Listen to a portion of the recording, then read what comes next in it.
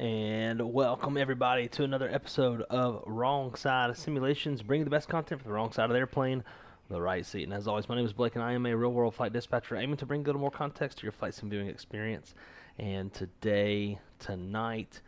on tonight's Red Eye, we are going to be doing what we were trying to do earlier today, which is go take a little fishing trip. Flying out of NorCal, heading over to Yosemite, and literally setting up camp and fishing whatever body of water that we can find in Yosemite National Park. And should be a good time. We're going to be flying out of two separate parallel 42 sceneries, Hogs Back Ranch and Coyote Estate. Oh, hell. And, yeah, should be a good time. It's early in the morning. Nice, cool morning here in NorCal, and see if we can't catch some fish. So, as always, first things first, huge shout out to all the channel members, and greatly appreciate all of you guys so much for the continued support. And now over to the chat on this late evening. My friend AJJ is in the house. Great to see you, man. Welcome aboard. And AJ Finari, similar call sign on Freak. I like it.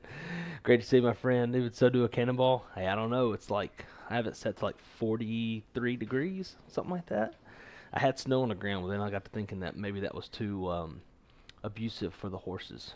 So, we got our Kodiak all kind of staged. Somebody forgot to chalk the airplane, so it apparently rolled out of the hangar. But I love this. I love the scenery. It's a pretty challenging short runway to get into. We've got all the horses over here eating their breakfast.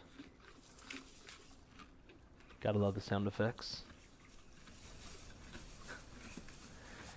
But we do have a little bit of a lengthy flight ahead of us. The first flight over to Coyote Estate is very short, but our second flight will be about an hour to get out.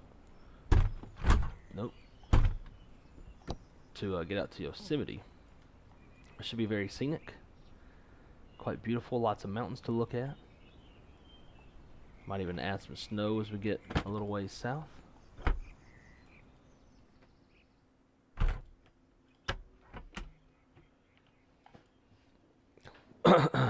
But man, hope y'all are having a great night. Kind of worked out for me. Crystal wanted me to stay up so I can shred her chicken in the crock pot. That's not going to go off until about 1 in the morning. I was like, yeah, sure, no problem. All right, let's see. Stay off.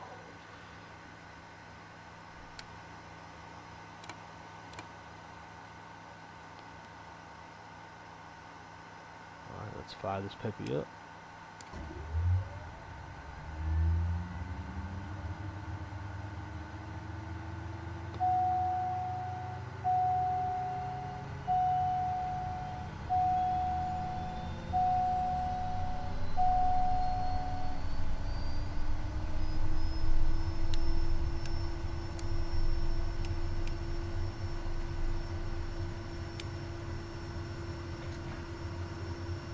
I have the parking brake set, and it's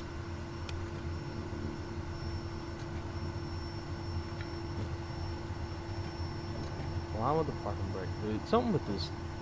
Today we were having issues with parking brakes, or with the brakes and the PMDG 7.3, but it was the fact that the brakes wouldn't work at all. Now it's just like the parking brake won't damn work.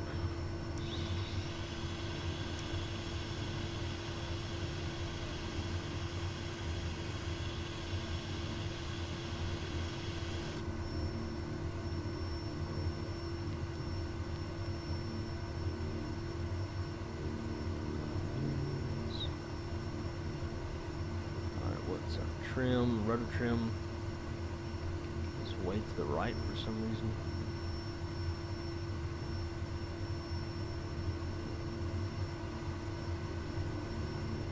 Alright, let's head over to Coyote Estate and go pick up our buddy.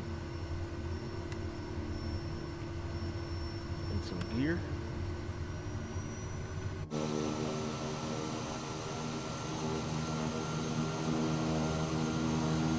And we'll go fishing. So we got the camouflage on.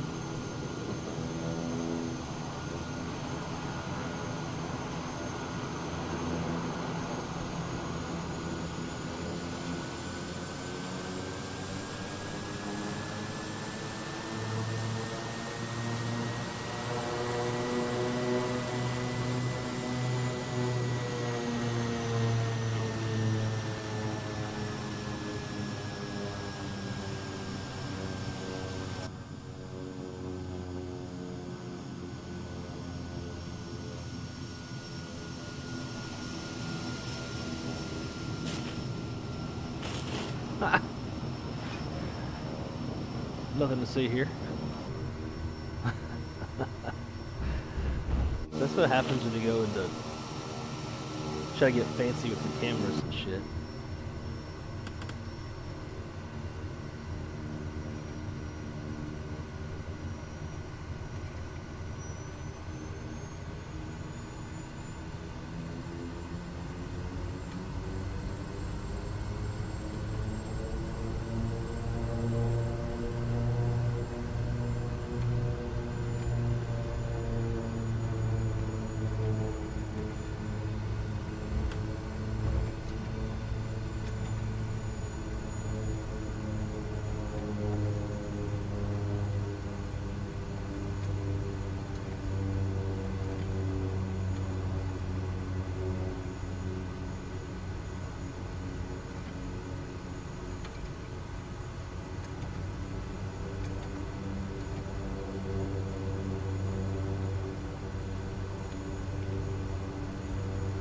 Alright guys, let's roll.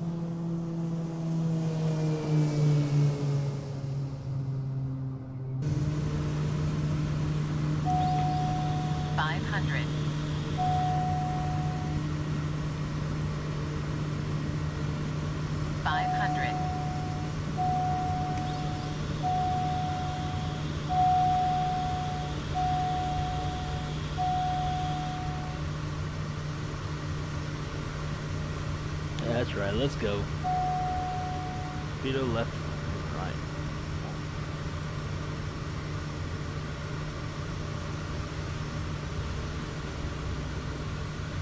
I don't remember where the pedo's at. Ah, duh. There we go.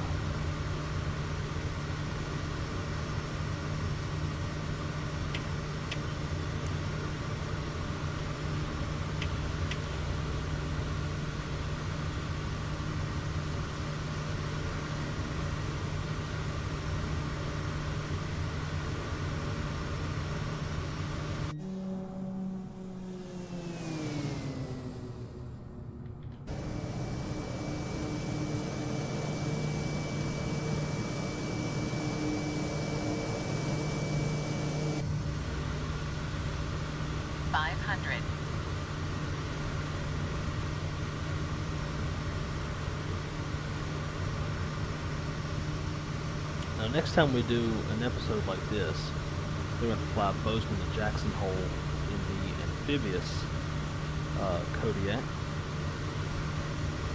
That way we can go land in near the Snake River or Jenny Lake. No, this is a payware Kodiak. I don't think there is a default Kodiak, is there?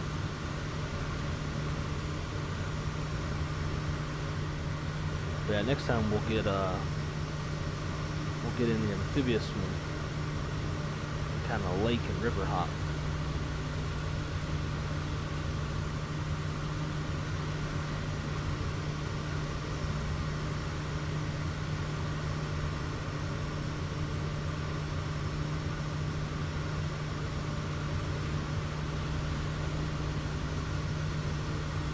500.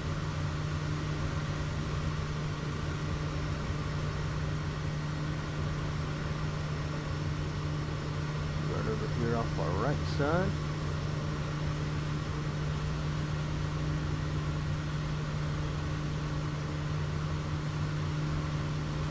There it is. We'll have to go under those power lines to get in. Land on that strip. 500.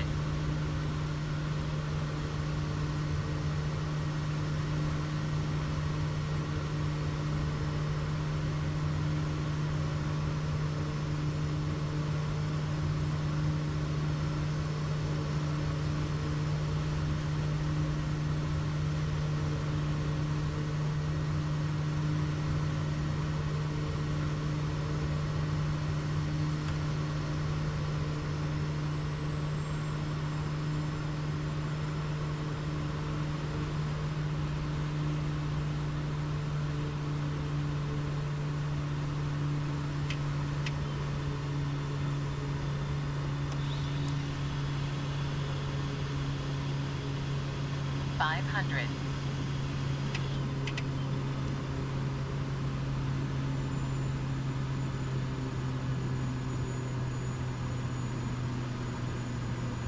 $500.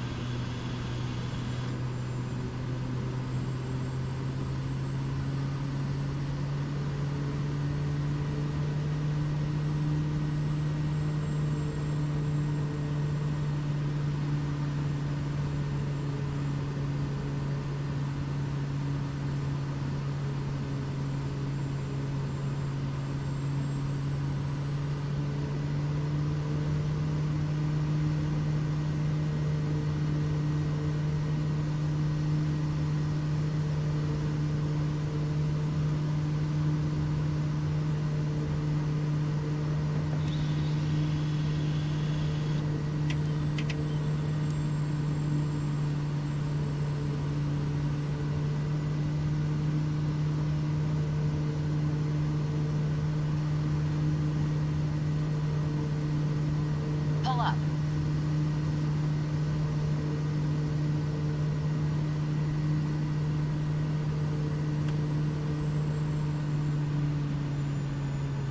Go around.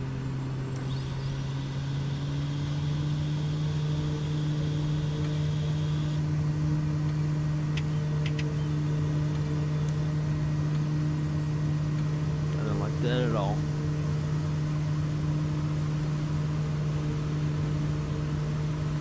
Give it another shot.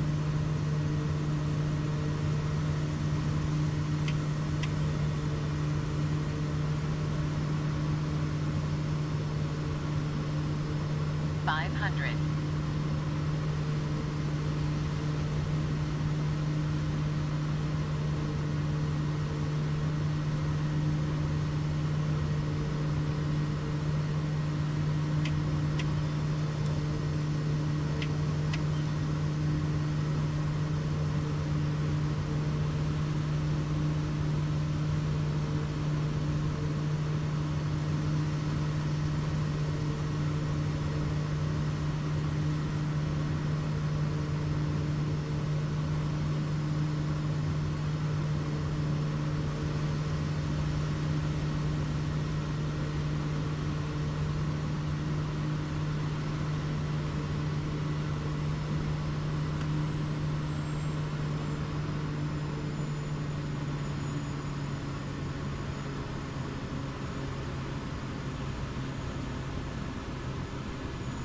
$500.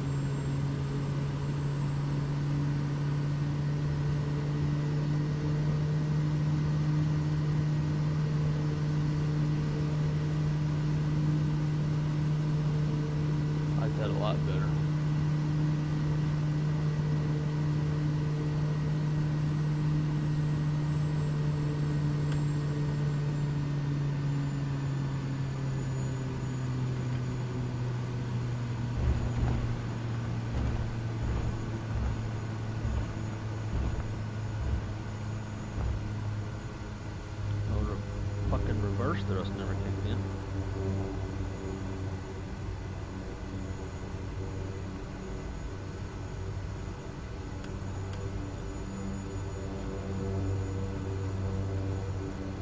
Why is that not working all of a sudden?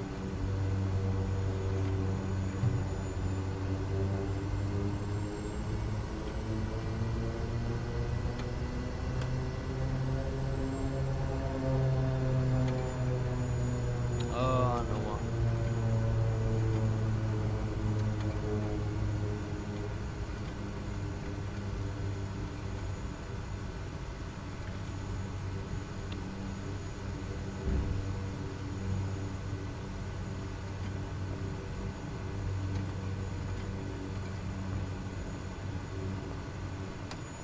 There it goes.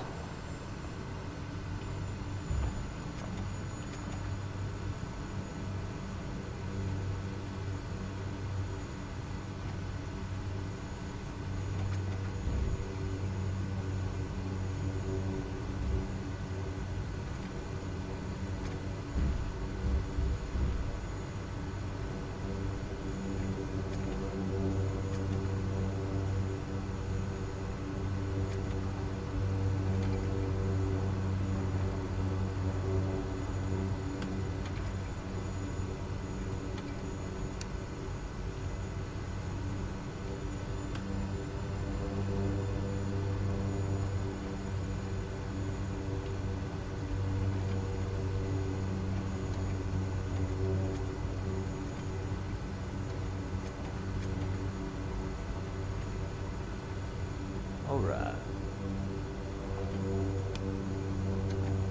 Dude, parking brake will not fucking work for nothing.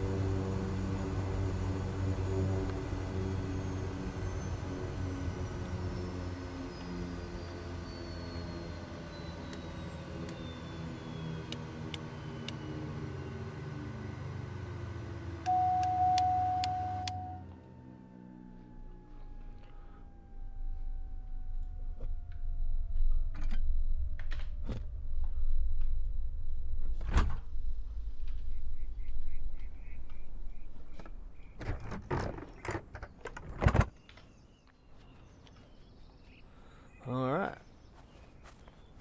Guys, we made it over to Coyote Estate. We're going to pick up our supplies, put them in the airplane, and then make our way on over to Yosemite National Park. Just grabbing some camping gear. We'll throw all the stuff in the back over there. Kingston, my friend. Thanks so much for the subscription. Hope you're enjoying this this slightly non-standard content. Usually we're flying airliners and that kind of stuff, but tonight we're doing a little bush flying out into Yosemite National Park. And gonna go do some flying and some camping. So welcome, my friend. Great to see you in the chat. Welcome to the Wrong Side family.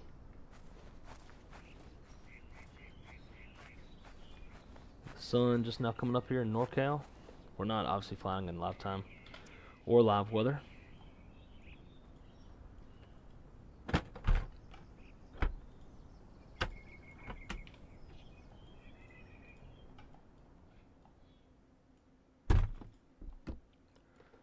Alright, before we get fired up, let's get some fuel. Cargo. Got 50 pounds of cargo. We're gonna have our buddy join us. We might actually let him sit in the back. Let him chill.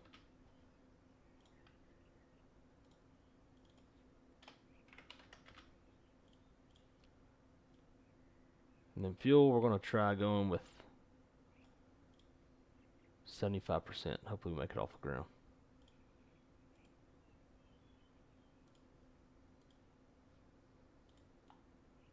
Alright, there's supposed to be a dude, but whatever. We'll say it's a chick. Picked up our mistress.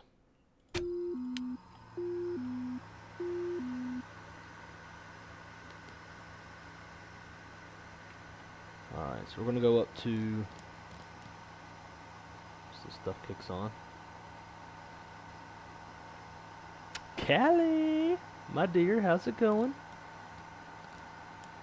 Oh, I'm not getting any. Oh, 'cause I guess it's still got that line. Callie, how's your Sunday night going? Hope it's just as lovely as mine, getting to hang out with y'all.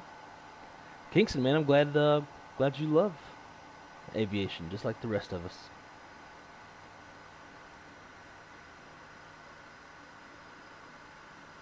Alright, I don't guess it's ever going to...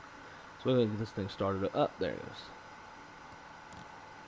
Alright, altitude.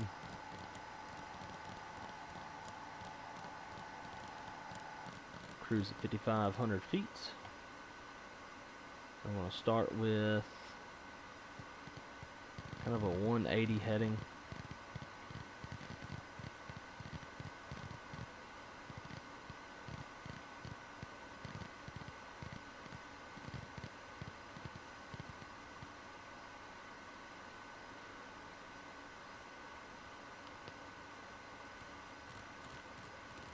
And we'll do a flight level change. We'll get a good climb going. About 145 knots. Cool. Alright. Let's rock and roll.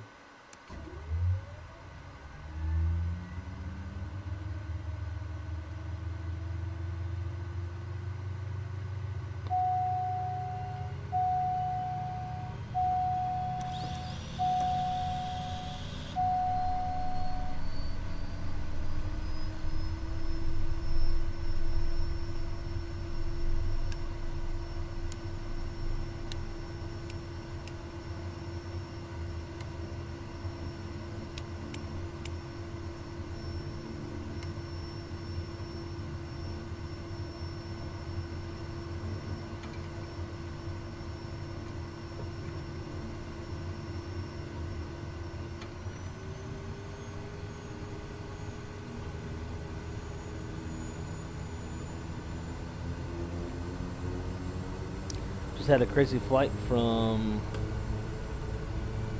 KGBR. Is that Green Bay? Green Bay to Indy, where I forgot to pull the gear up. Didn't realize. Yeah, that'll make it a little bit crazy. Hey, there goes the dude on the four-wheeler that we were here in the stream earlier today.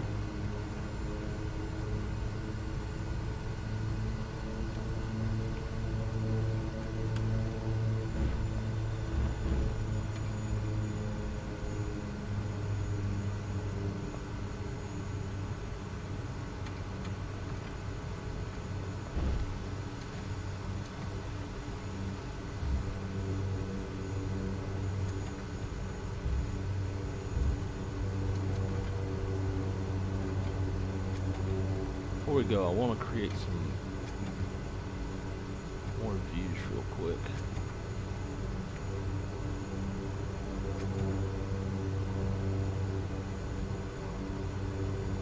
Alright, let's duplicate that. Let's go. Let's bring this one up here.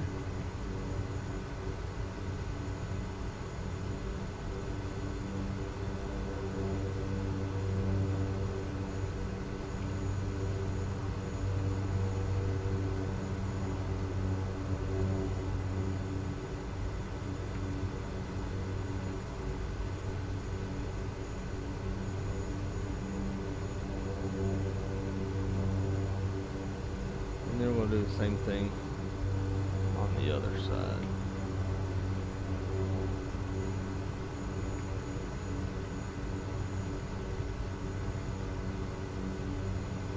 Duplicate 6. Save that.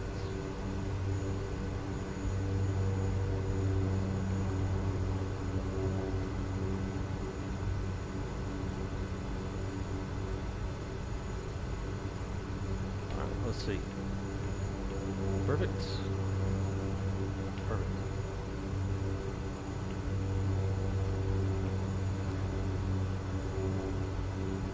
That's good. Y'all ready to roll? Let's head on down to Yosemite. Yeah, so they rip around a pulley. Yep, something I would be doing. To top it off, I didn't realize I was still on a mic saying intentions. Uh-oh. I hope they don't ping your account. Cuss words. Hopefully you're still in good standing.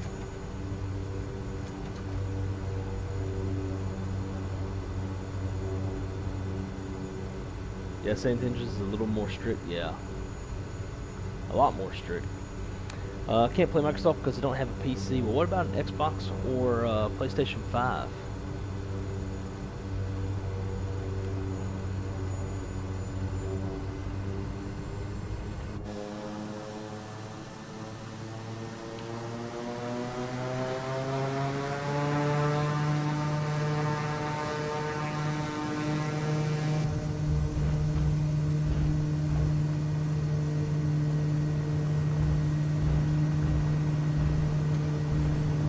There's rotation speed.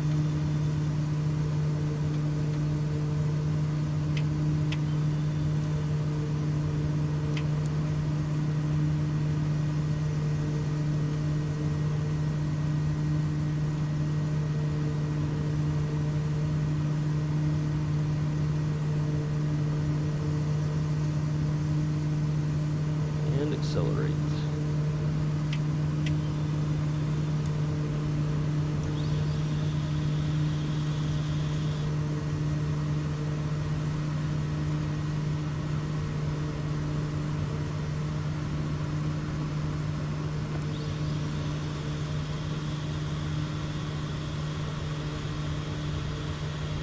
Damper on, autopilot on.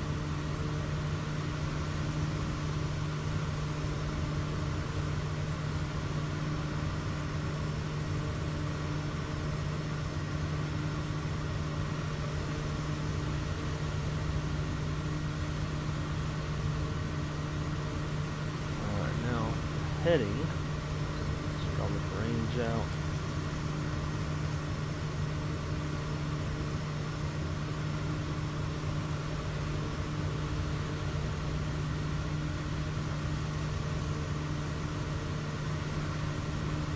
Heading mode.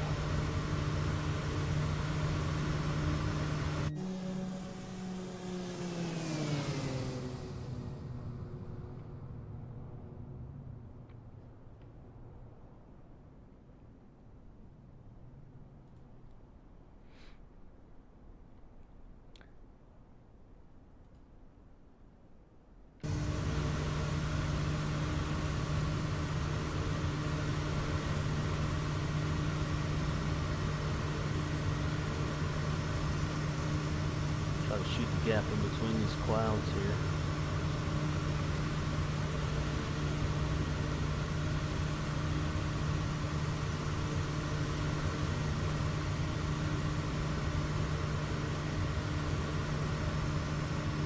So don't pick up any icing. Nope, only iPhone 16, iPhone 15, and Android tablet. Yeah, I mean, once you get that Xbox, you'll be cooking with grease.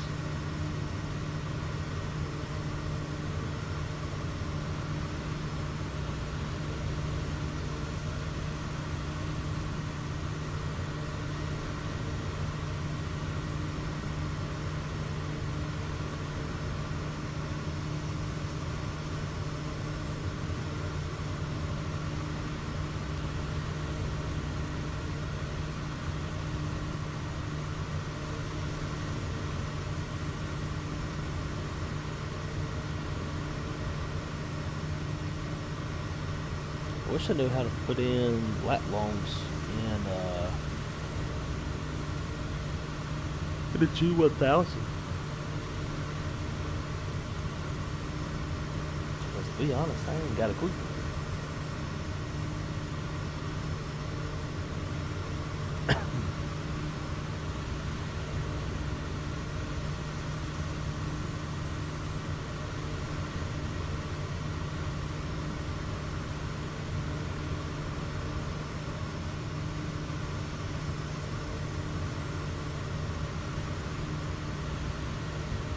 We've got 183 nautical miles until we enter Yosemite Valley, and it should take roughly an hour.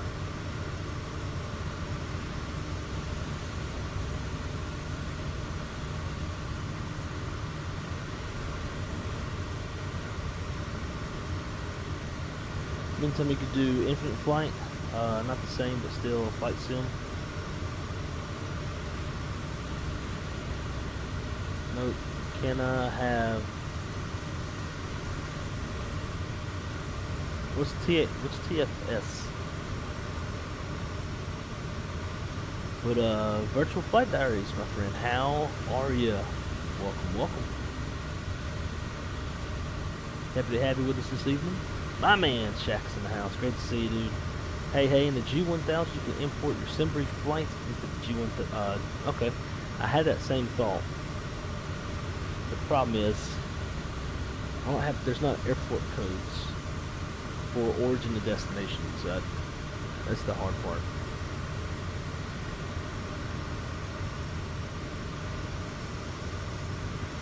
I don't think it's gonna be in here.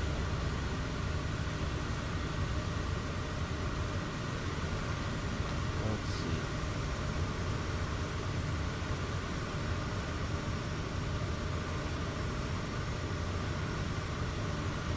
Yeah.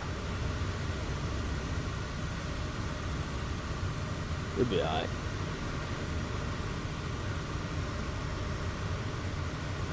Oh, Turbo Flight Simulator. Gotcha. Never heard of that one.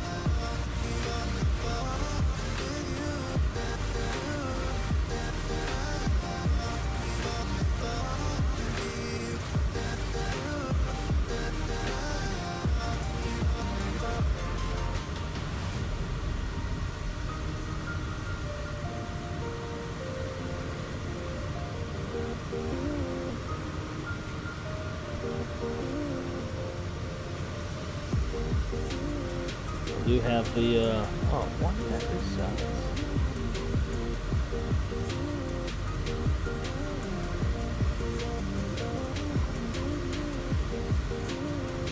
I love how from one stream to another it just does its own shit.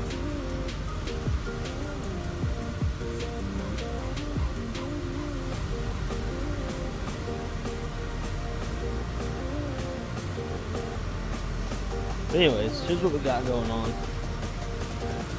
We're right up here. And we're kind of cruising on down.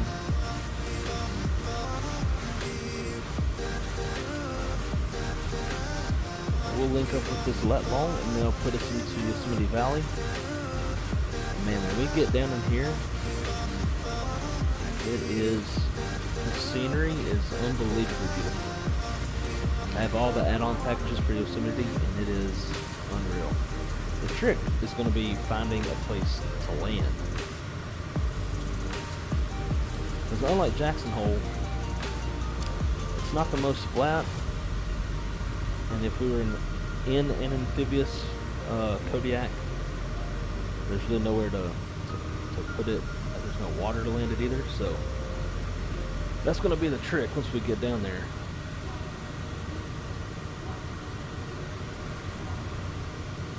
Guys, this scenery though. It's one reason why I love these kind of bush flights, down low and slow, and can actually see some really good scenery. A lot more flat out this way.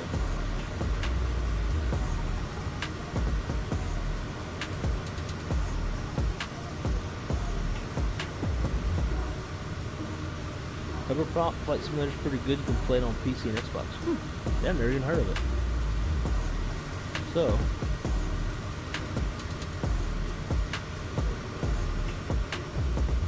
let's look it up.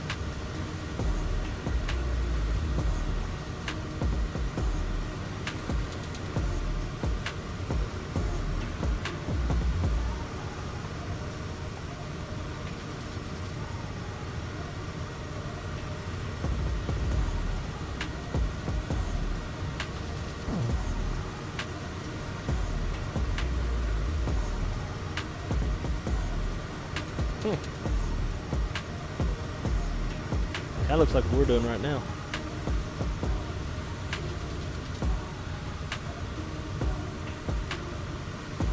Damn, there's missiles and shit?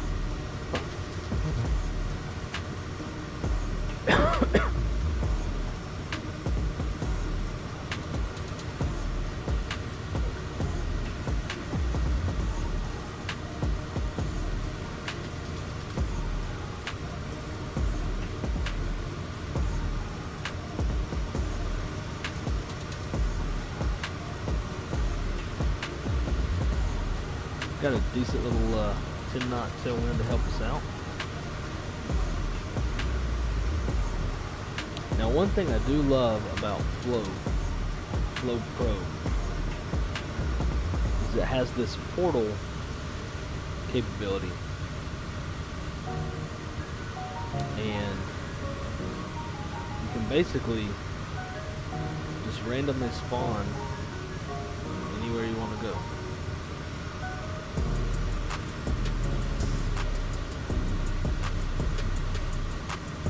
Zoom in, you can see all the parking spots. Click on it and it will teleport you straight there. Pretty cool.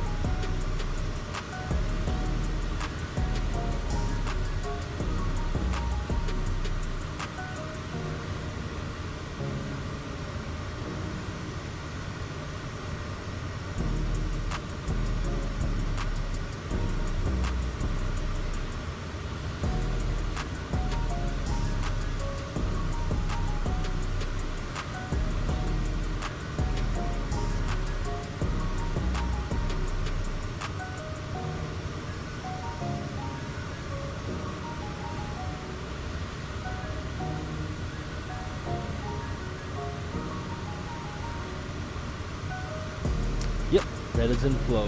It comes default in Flow. Guys, if you're enjoying the content, if you're enjoying the beautiful views, please smash that like if you like button. Definitely helps.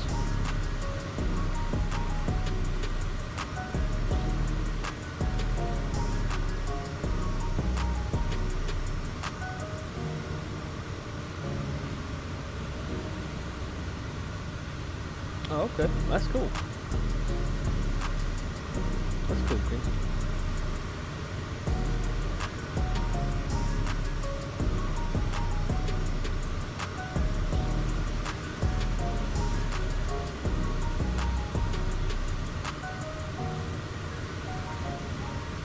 I'm also using Rex Atmos Core.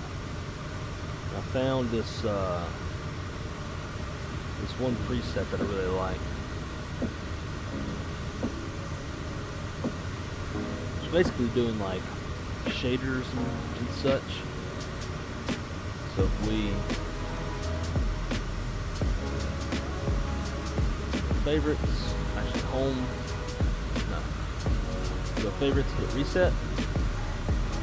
Look how big of a difference that is.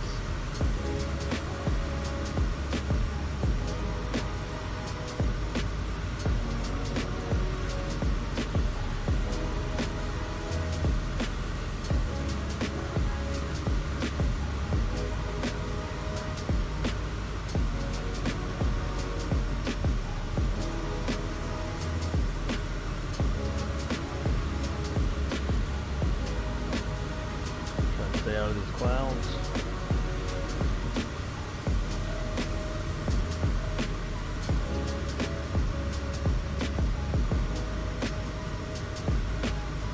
Missed that option, have to check it out. Yeah, it's very helpful.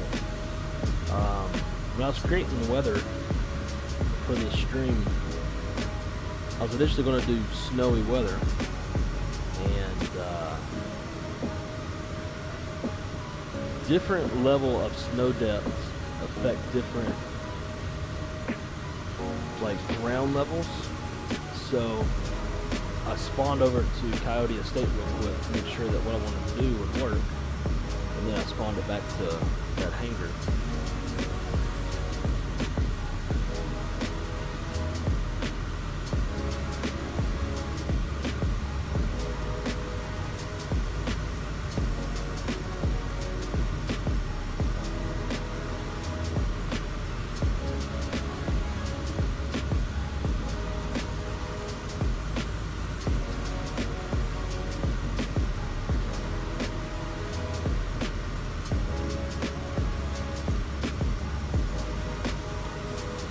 Speaking of snow, let's add a little. Look at that deep canyon, that river. Oh, that's cool. Where are we at?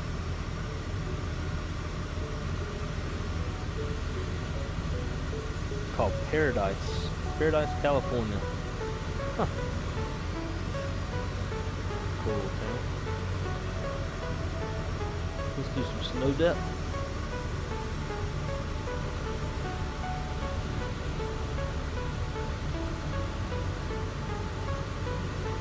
Give us a nice little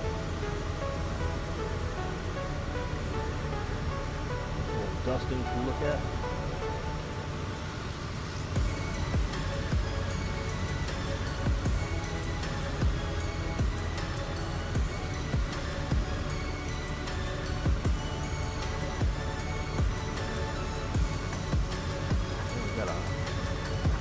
Interstate through here?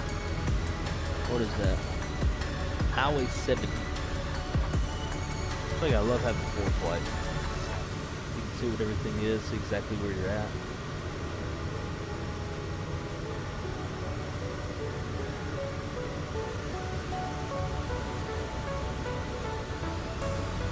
Guys, if you have a 4K device that you can watch this on, make sure that you set the resolution to 4K. That way you can enjoy all the beauty of this.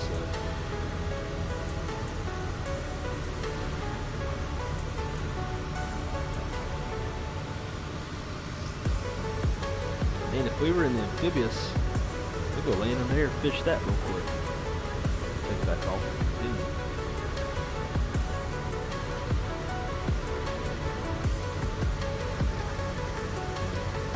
We're 142 nautical miles from the entrance of the valley. Should be there in about 45 minutes.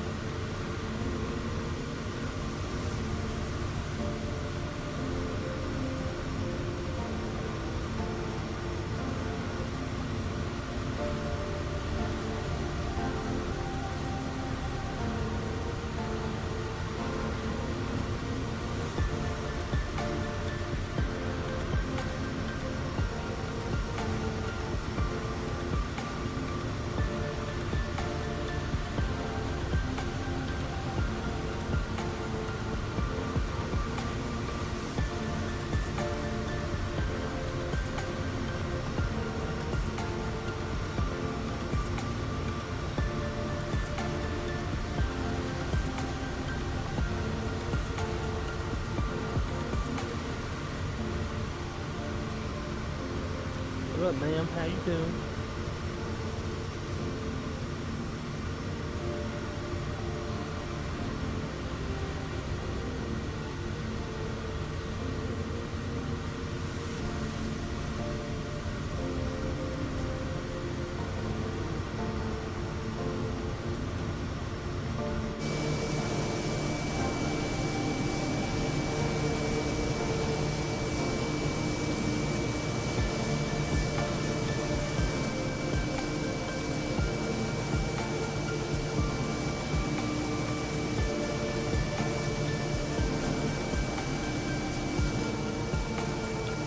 flying in live weather right now, we'll be seeing a whole different story outside. There's a city we're coming up on called Grass Valley. It's currently sitting at 3/4 mile visibility, mist, overcast, 200. Probably seeing some valley fog. Actually, radar.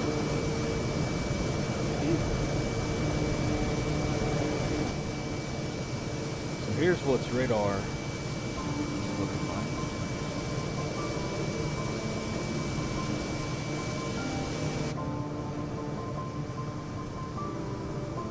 It would be all up in the soup.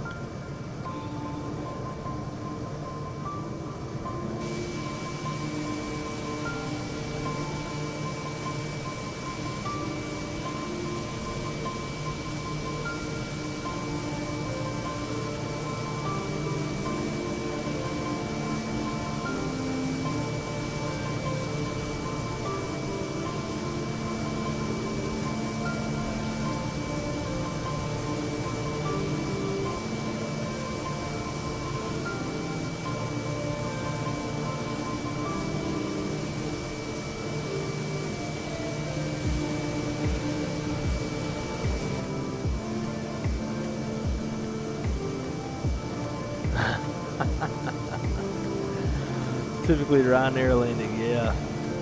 That's funny. I like that.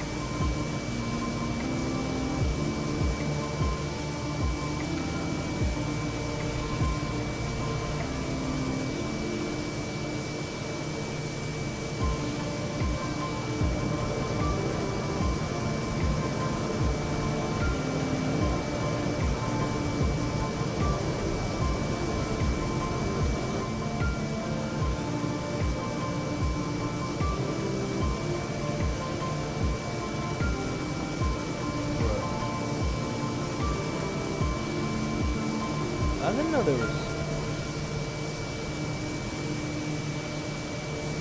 other avatars.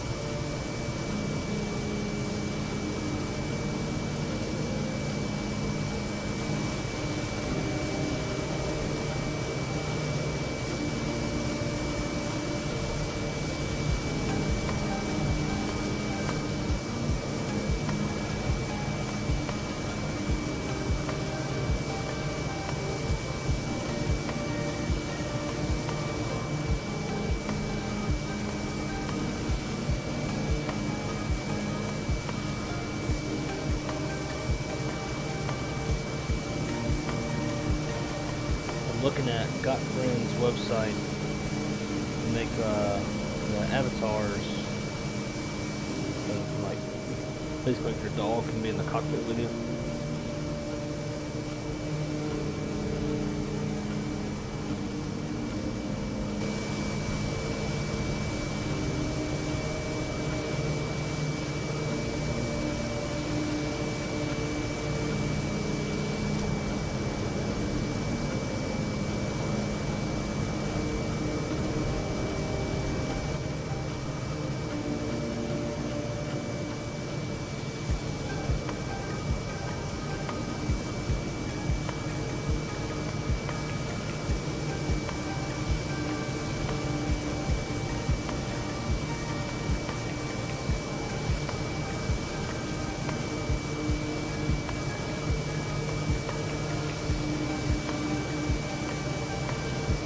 I'd like to have my dog in the airplane with me, but it says it's not compatible with 2024. So. still give it a download and give it a shot.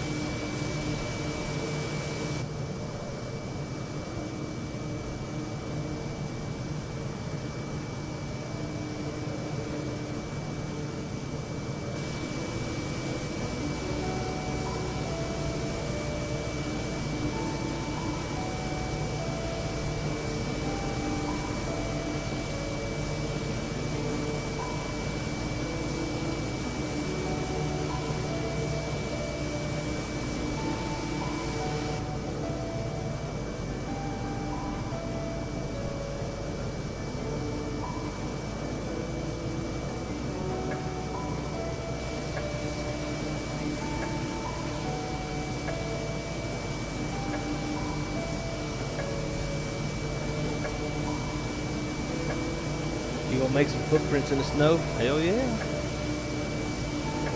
wonder if it actually leaves footprints in the snow. I don't think it does. I don't know. Guess we'll have to see when we land.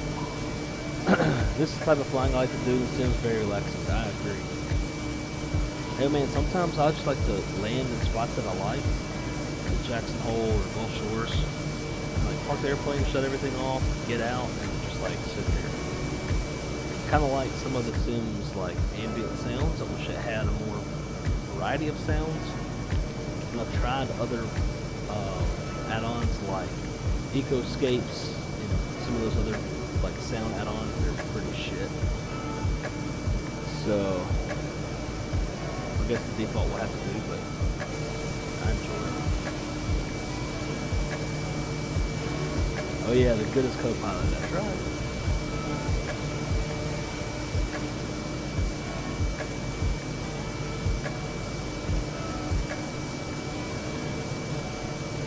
So 114 nautical miles, 37 minutes.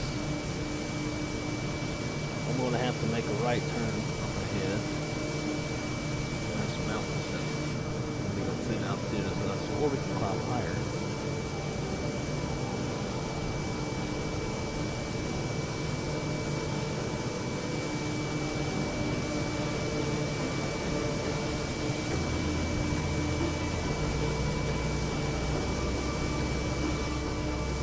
Does also landing gear 2, bunch of us, the D1 server did some bush flying in Idaho. Oh, that's dope. Where'd y'all fly in Idaho? Idaho has some pretty good landscape. I think Utah, though, in my opinion, probably has like the most diverse landscape in the country.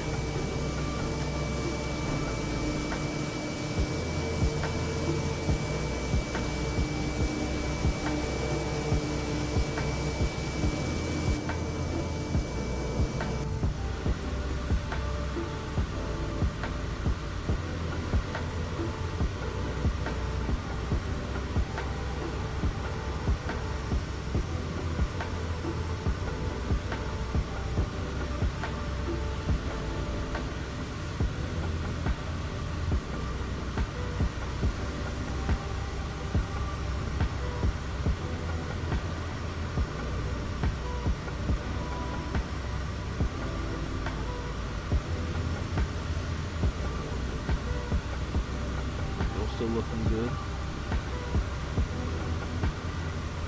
Probably a lot more gas than we actually needed. But yeah, I knew the airplane's landing gear left tracks. Just didn't know about the feet. Alaska's go-to scenery. Hell yeah. I've done some flying up there. Not a ton. There's some really good payware airports up there. Fun to fly in and out of.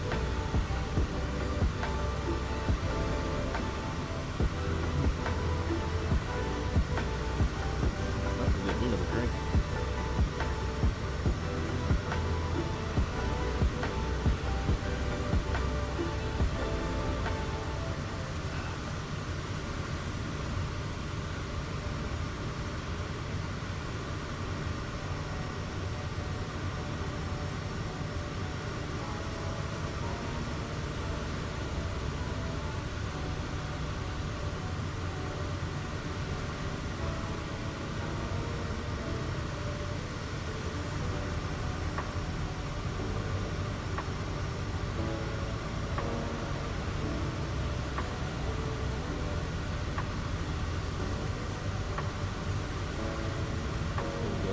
us off the mountains.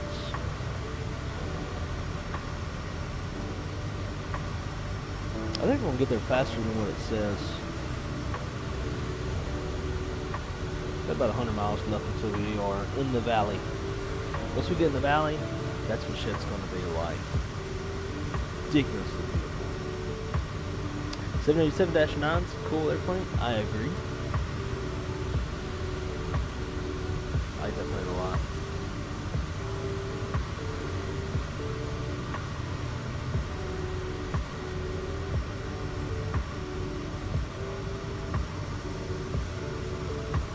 What a just beautiful area.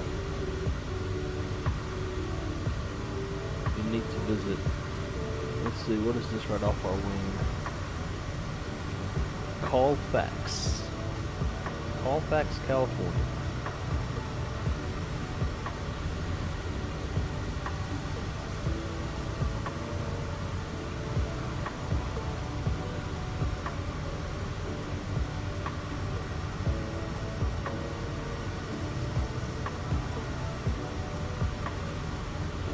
Yeah, me too. Maybe one day.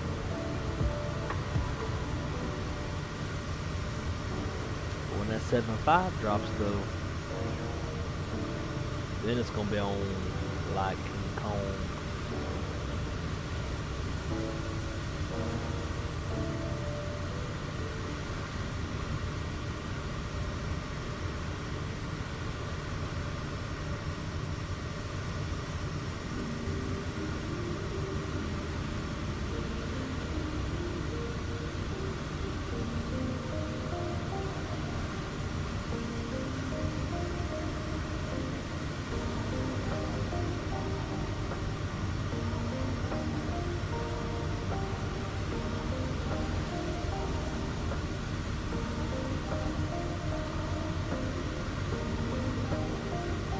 We live in South Carolina, Somerville, next to Charleston International Airport, joint base in the Boeing factory. Oh, that's right, yeah.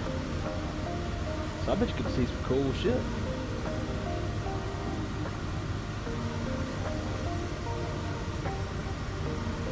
I've actually never been up there.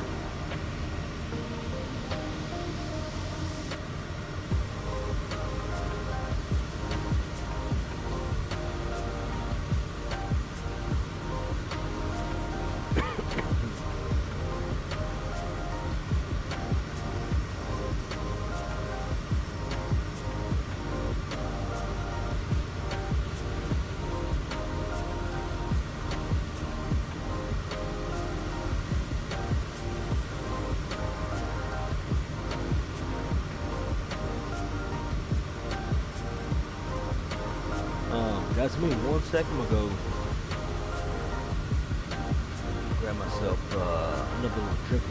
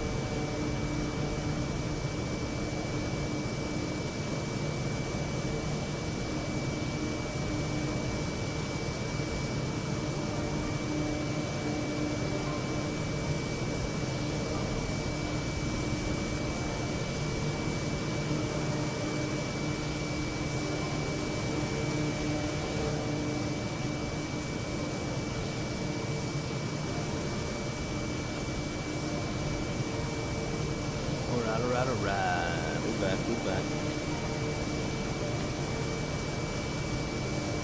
AJ, dude, that's dope. What's that you're flying in there? Looks like a Piper.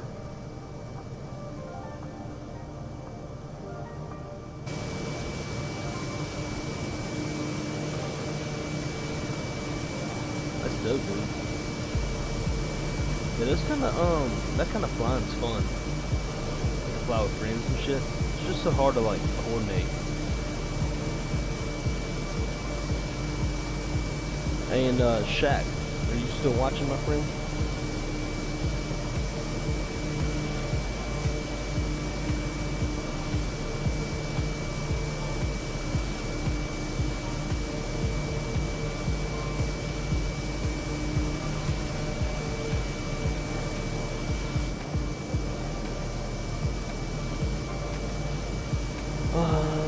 So they do 787 test flights all the time. C5 took off today, but C5's, that's crazy. Yeah, C5's fucking massive. That's neat, man.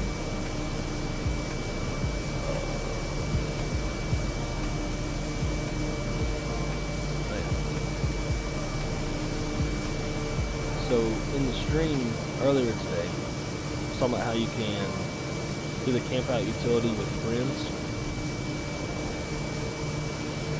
Show you what I'm talking about. So this is Callie Simmer and I. We went camping at I think it was called Widow's Peak, another parallel 42 scenery. Using the camp out utility. We would place dogs, tents, and chairs, and fires, and all sorts of stuff. And so, basically what it works is she kind of sets up her tent, or her camp. I set up mine. And then the camp out utility will generate a code. I send her mine, and she sends me hers. We inject it into our utility, and then we can see each other's campsites. So you can go virtual camping with your flight sim friends. Now, not only can you go camping, but you can also go fishing. It's pretty dope. Now, I don't think they can see your fishing pole or anything like that, but give you something to do while you're fishing. Got some backpackers walking by.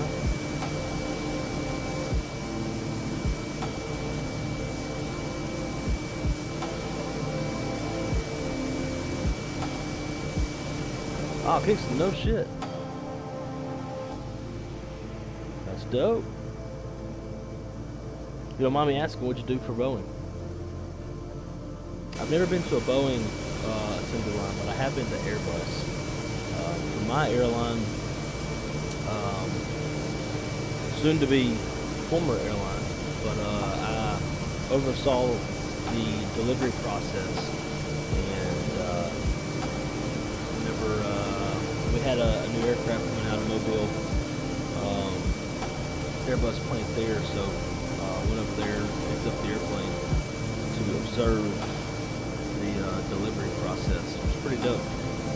Our airplane didn't have any seats inside of it, just overhead bins. So it was kind of crazy. I felt like there was so much room in the airplane.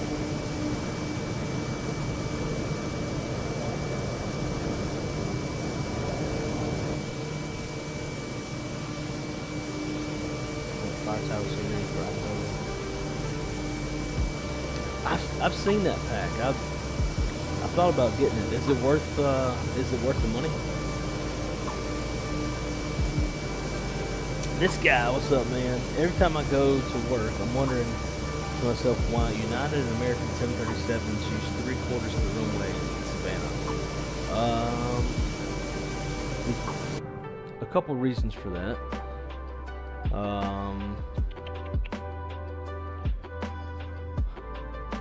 How long's the runway in Savannah?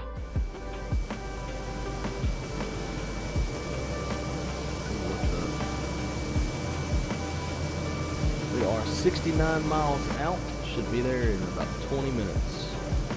Just a little heads up for you guys.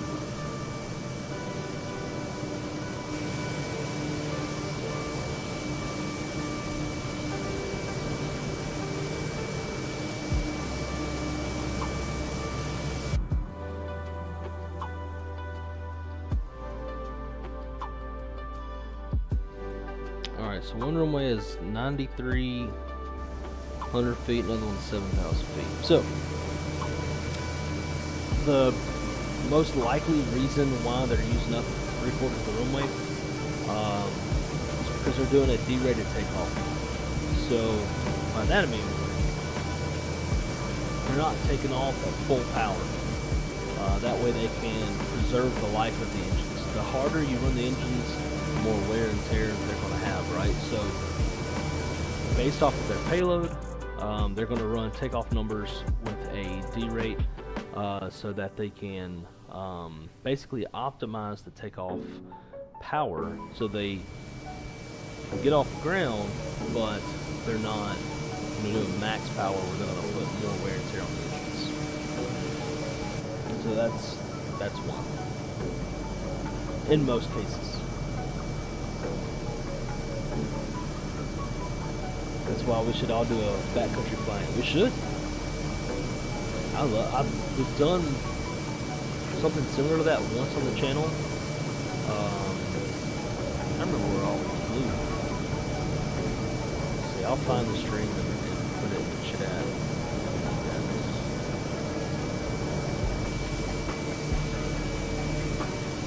We were flying around in the southeast or southwest United States.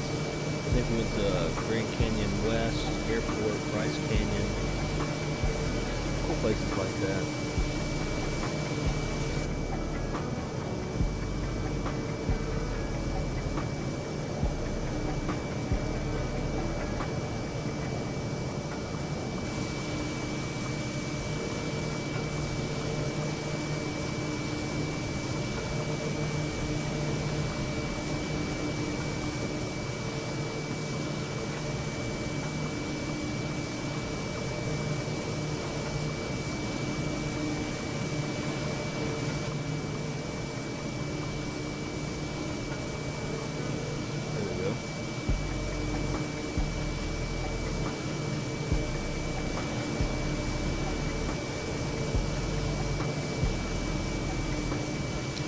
That was one that we did before.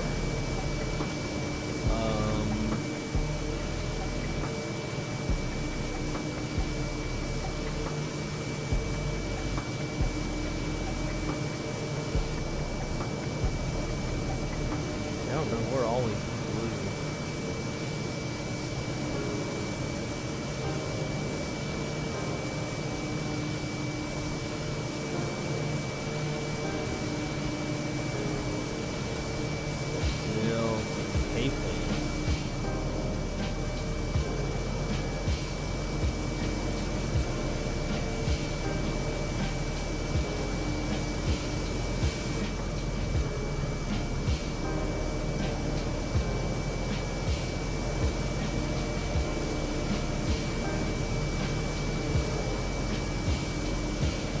Flew into Sedona.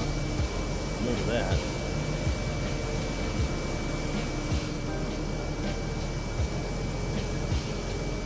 This cool. There was like 10 of us.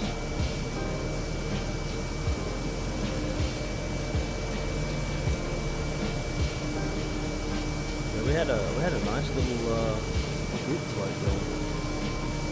Yeah, if we could do something like that again, that'd be freaking dope. They told me to inspect the engines for the 787. Okay. Hell yeah. What kind of, I can't remember, what kind of engines does 78 have? It's been a minute since I've, looked that one up.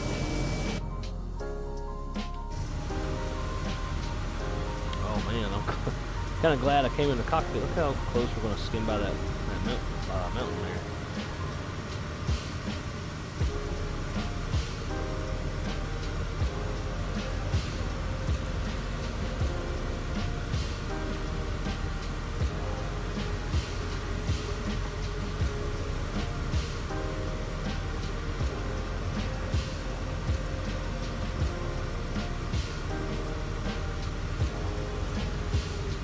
53 miles away. Should be there in about 17 minutes.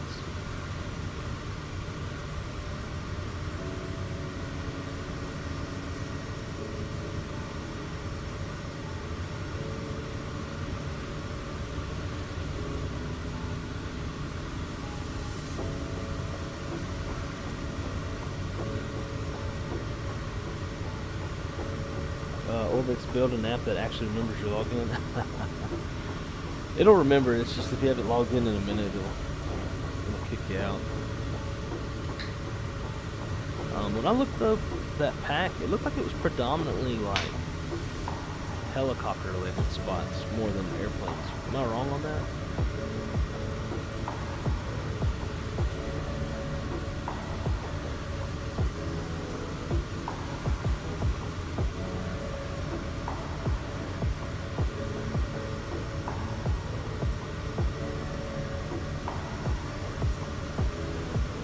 Skirting by this mountain.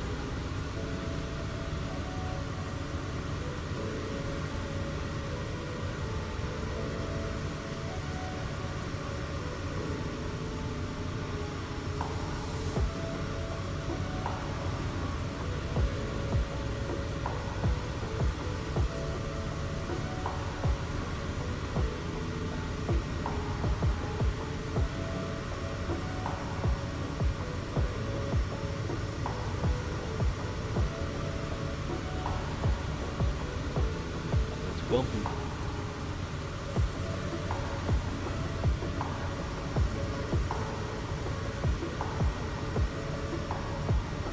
Looks like heli and some Super Cub fun.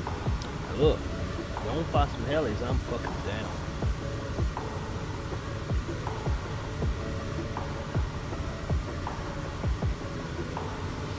I'll be in that Black Hawk.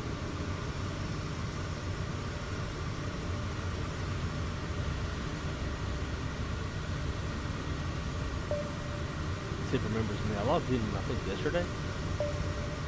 The day before. Dude, I hate Sim Markets downloader. Fucking worst.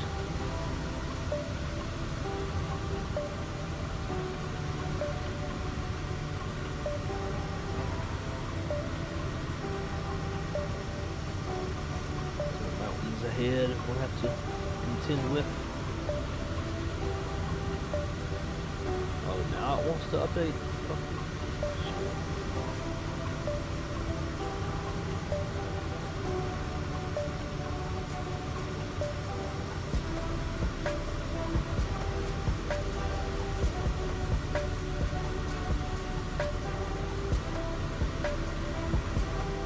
Do they have all these? They're grayed out.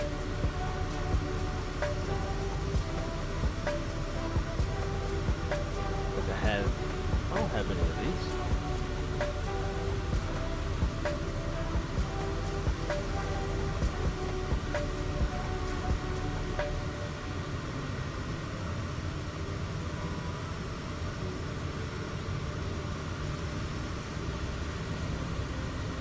That's cool though. Pretty sure I don't have these.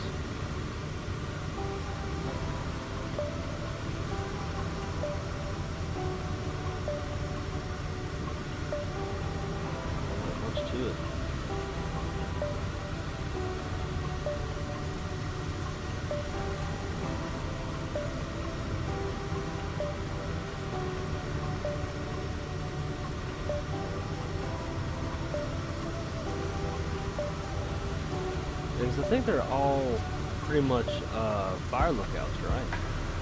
Fire lookout.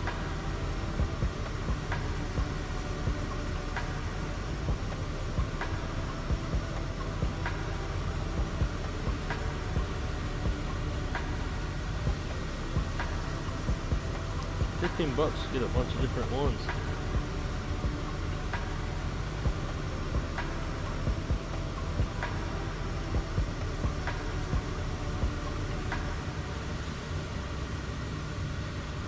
Like a lot of these probably don't even have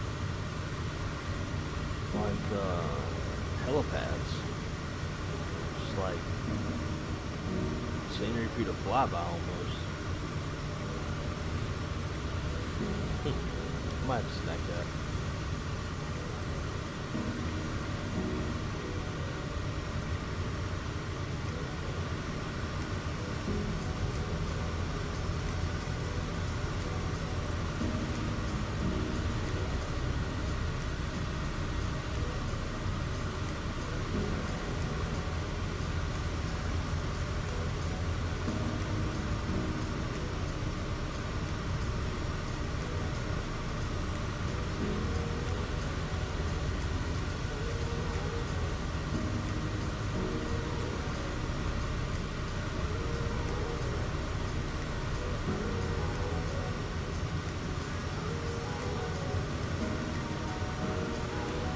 I see it.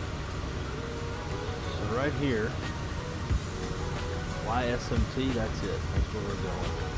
But we got to come down and then go into the valley.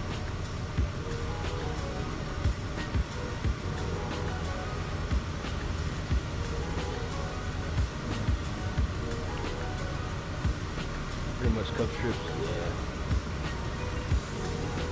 Other pound, some of them circle. Yeah. Hey, at least, you know, there's enough room to land a helicopter. There's another helicopter I want for the sim. Not because it's like a high quality add-on. It could be, I don't know. But I really like the MD500 helicopter, which one actually just crashed. I think today or yesterday.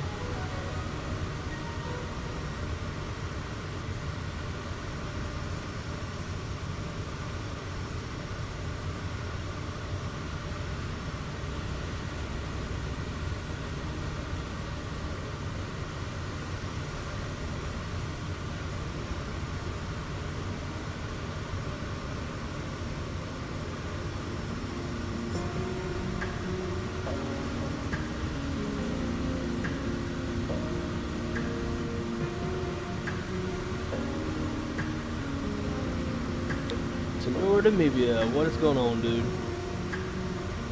Welcome, welcome.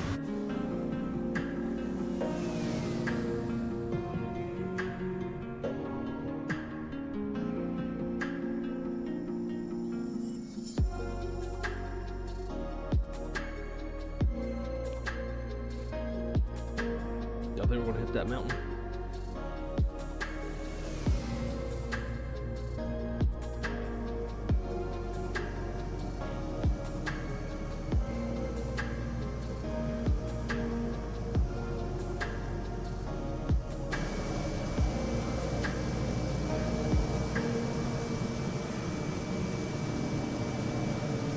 Hey dude, appreciate it. Thank you. I start on February 2nd. I actually got my employee number yesterday. Pretty stoked. Very, very excited. Dreams definitely come true. Hey, my man, CF. I appreciate it. I'll try my best. I've been kind of lurking in on some of yours, man. You got all sorts of cool stuff going on. DCS action going on. Apache. I'm sure you're loving that Moza base. Little jelly. I want the Moza base. I want the Moza force feedback yoke in base. Side stick base. I mean, there's a bunch of stuff that I want, but can't spend any money right now because I'll be commuting to work and life's gonna be a little weird for probably the next 4 or 5 months. Starting February, so gotta hold off trying to buy a house once we make the move to Atlanta. J-Food, what's up, man? The Tayok 500C is great. I'm guessing that's the helicopter, right?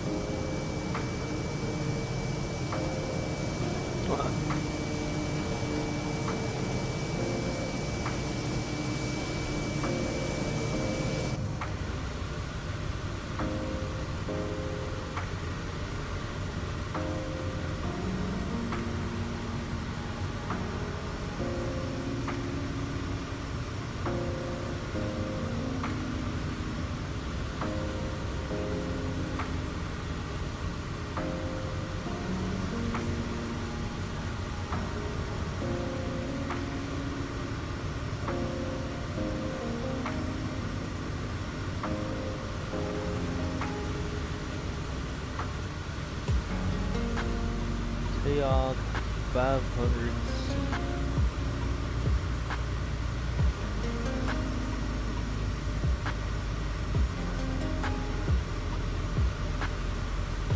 Yeah.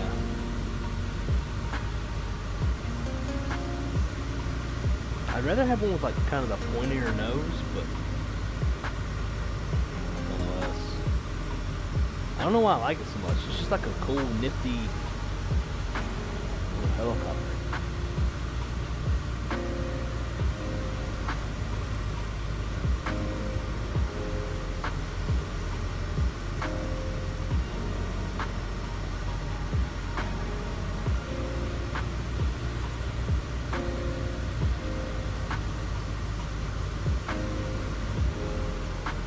Oh, the Cowan MD500. Cowan MD500E. There we go.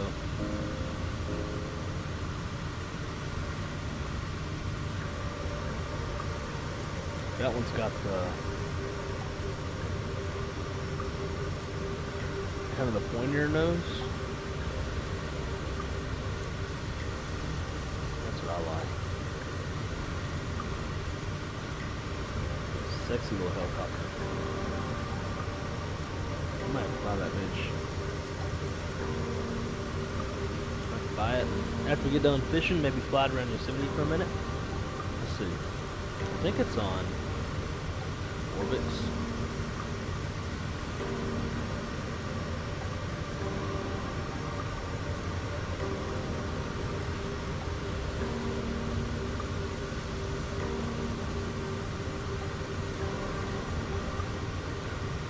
Shit.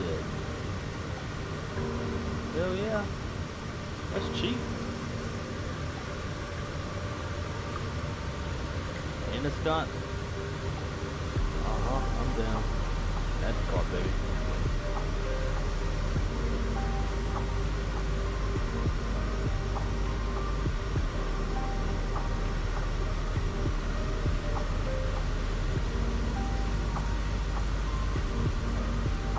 I think this is what I flew in around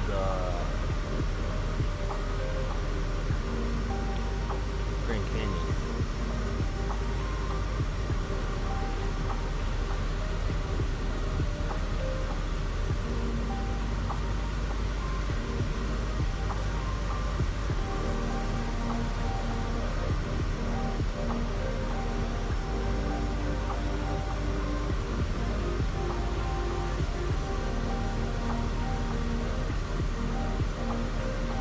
Love this helicopter. logitech Chinook.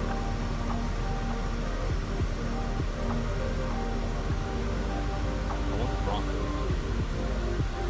I don't know why, but that's a cool airplane, but looks pretty neat.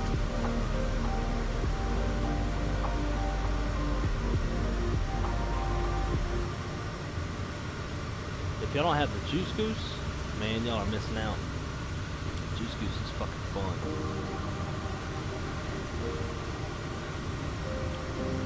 Super fun. Alright, let's see. Back to the Cowan Sim.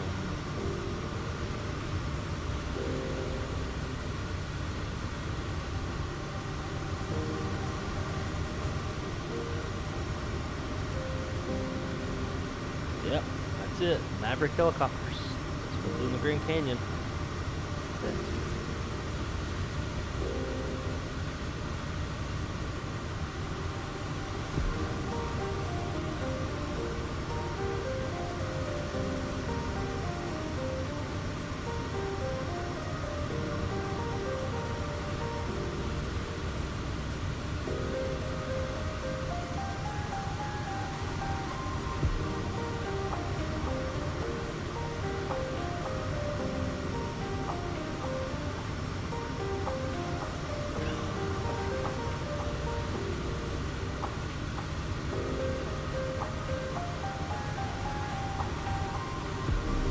They are installing.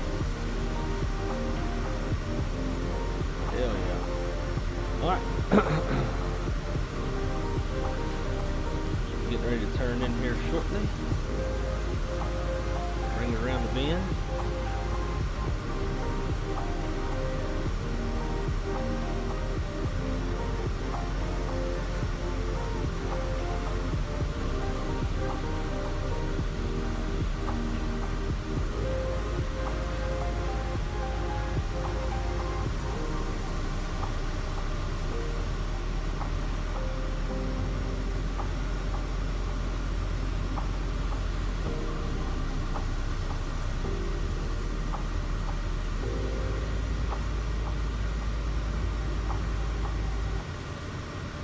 Drop pick of me bringing the Huey in one of the fire. Okay, this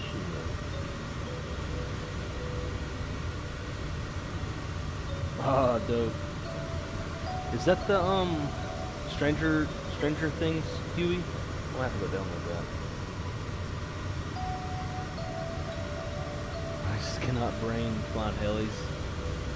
It's not. I don't feel like it's that hard. All right, here's the valley, guys. See Yosemite right out there in the distance.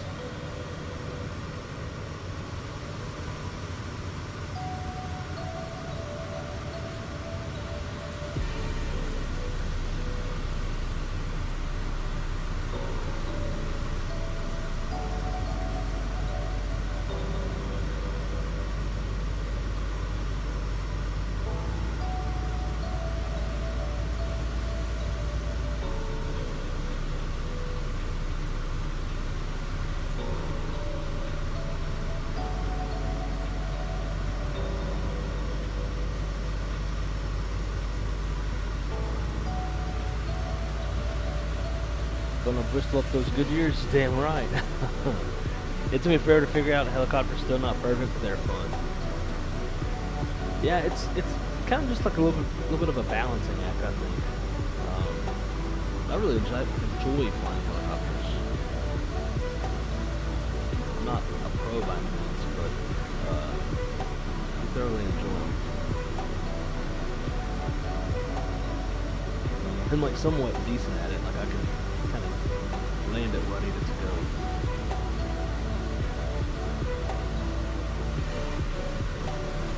Alright guys, I'll take over the airplane.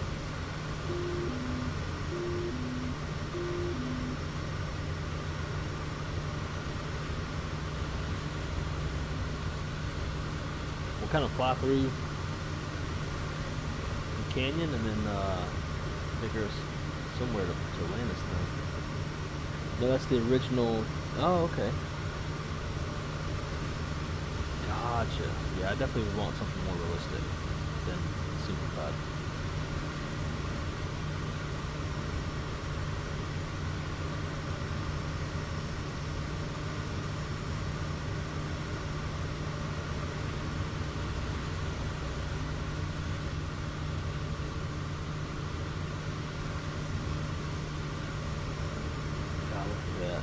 Look at that detail, man.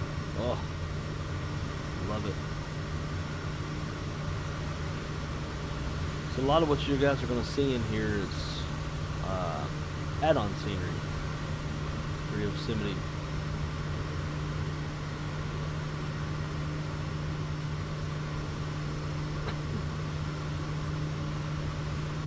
Whoa. Look at the detail on that rock.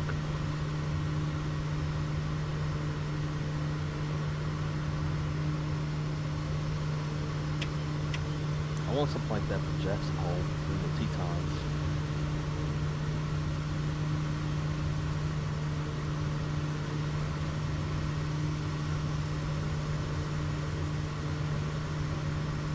You're in my face, y'all can just enjoy the beauty of the scenery.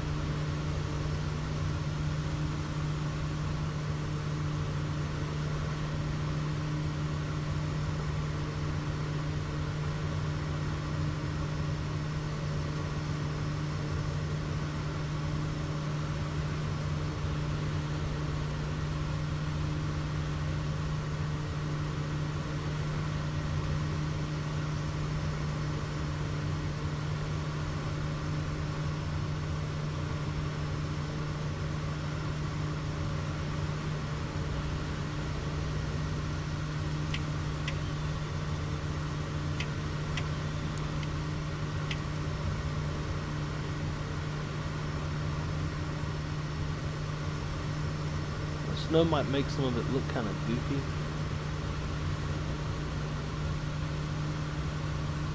Here's what we want to do.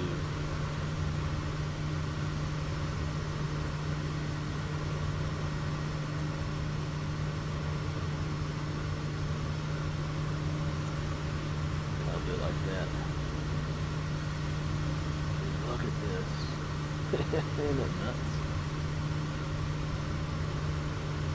And there's Half Dome up ahead. We got the waterfall. Check that out.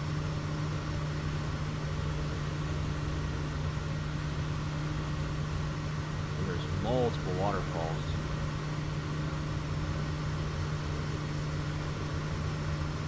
So far I haven't really seen much of a place to land other than maybe that sandbar right there. 500. And maybe this field. 500. That's about it.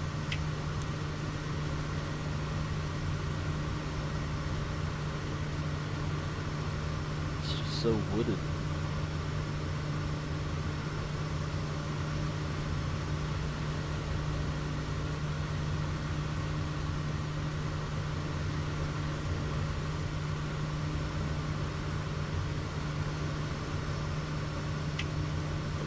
That field right there.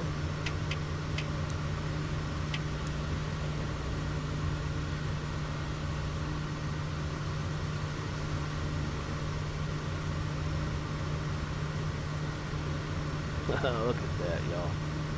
God.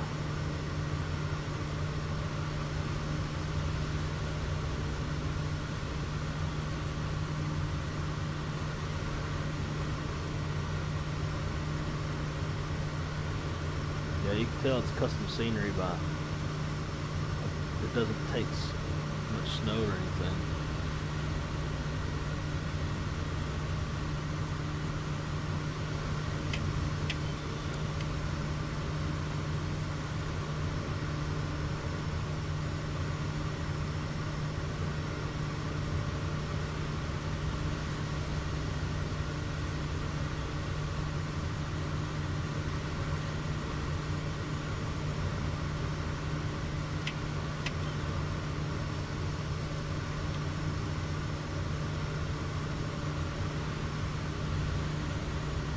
God, can y'all imagine doing this in real life?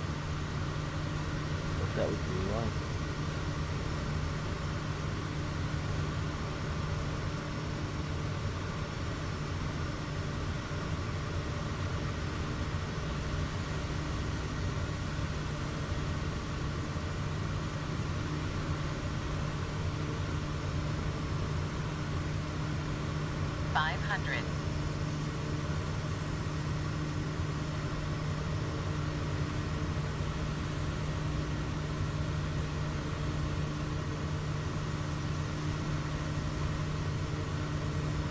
This is how you get put in a bad spot. Density altitude. 500. We're bleeding airspeed. 500. Pretty sure we're about to die. I don't know if there's any way out of this.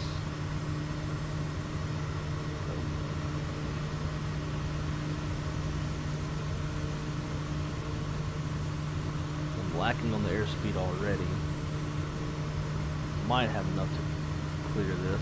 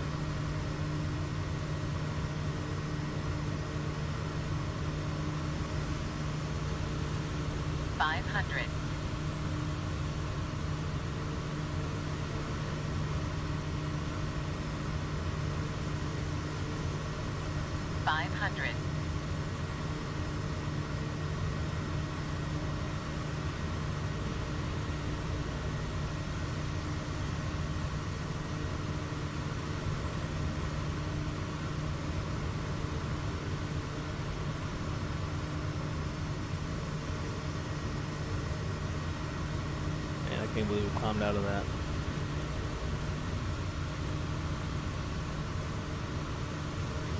And that was tight.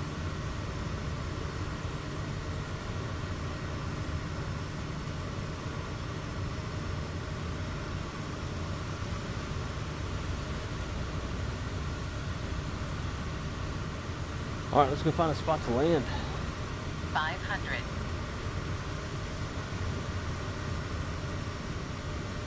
Johan, how's it going, my friend? Welcome, welcome. You can never see the geological patterns in the rocks. I'm telling you. Absolutely 500. phenomenal detail.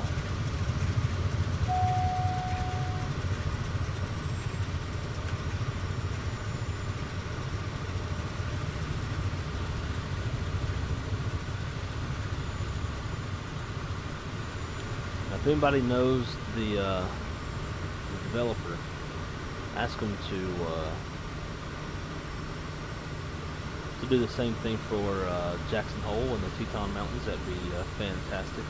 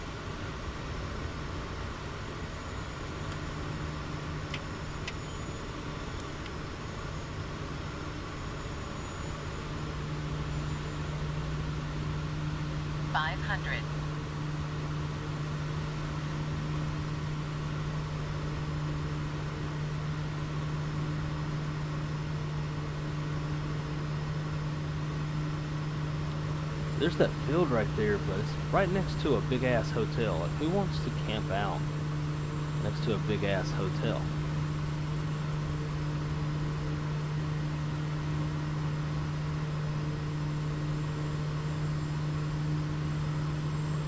$500.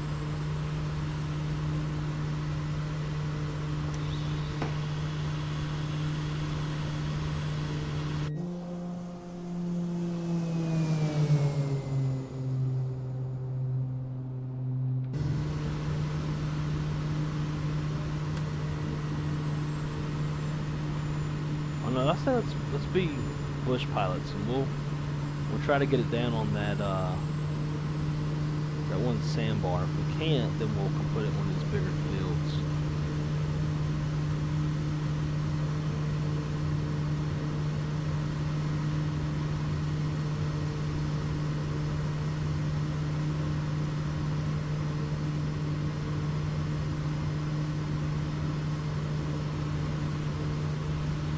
Just gotta find the sandbar again. Venezuela, Miami, or Miami. Hola, hola. Buen día.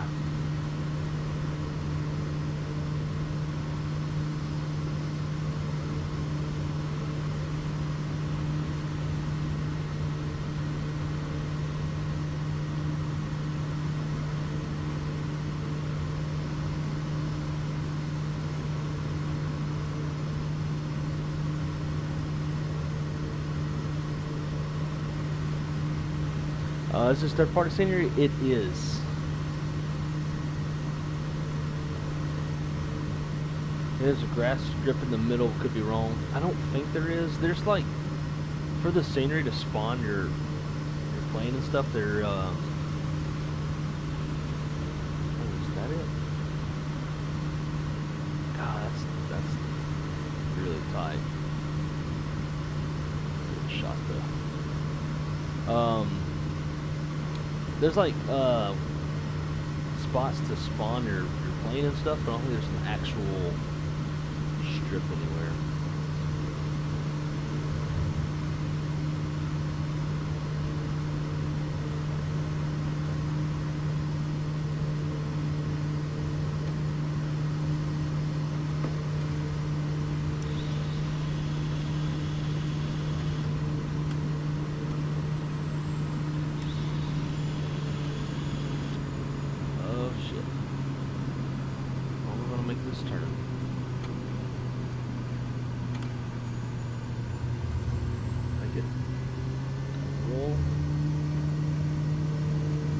We just about died.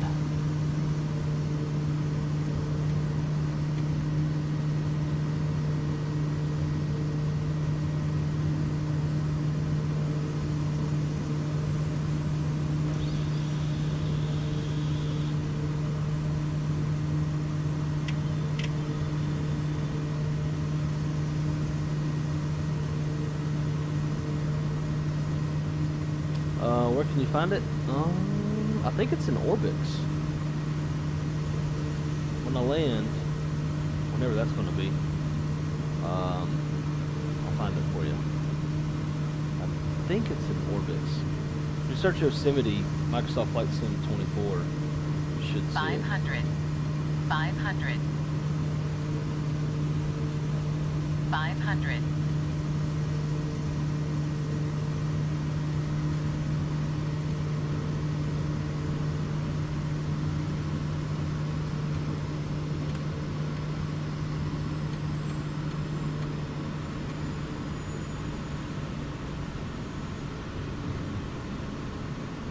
500. I don't think I'm going to get into this thing. Too many trees.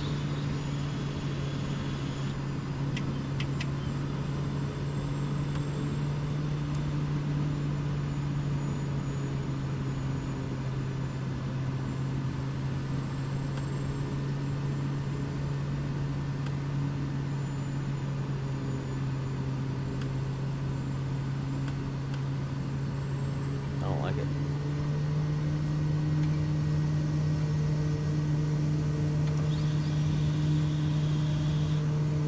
I don't think we would have had the stopping distance.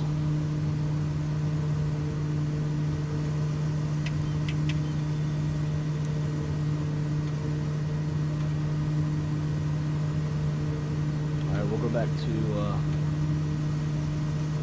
one of those other fields.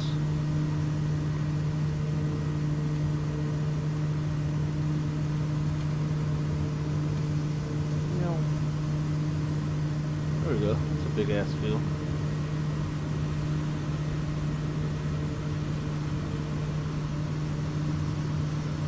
We'll go to the one by the hotel so that we can like see the half dome.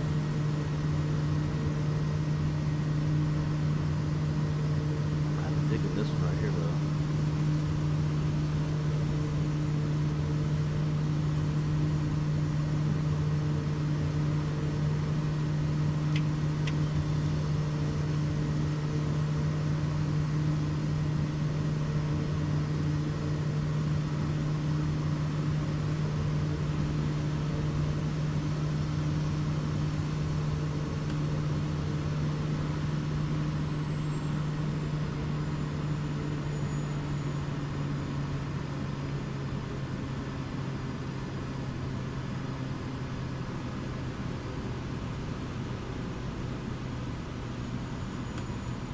Five hundred.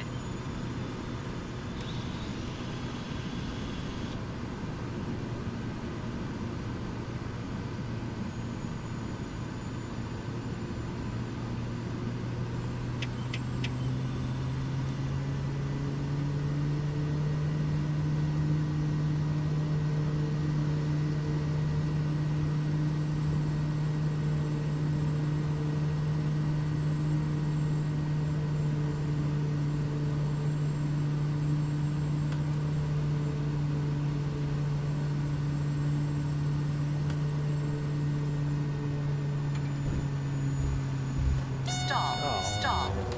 Every time we hitting shit.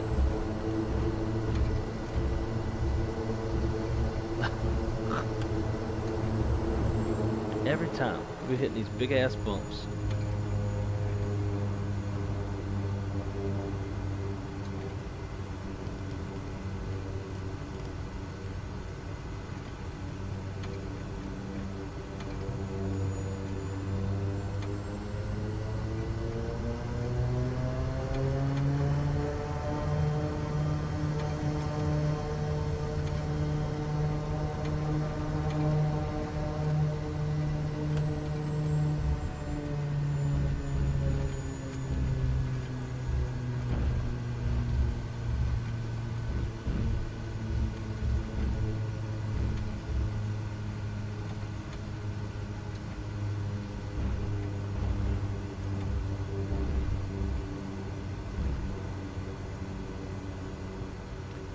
Alright.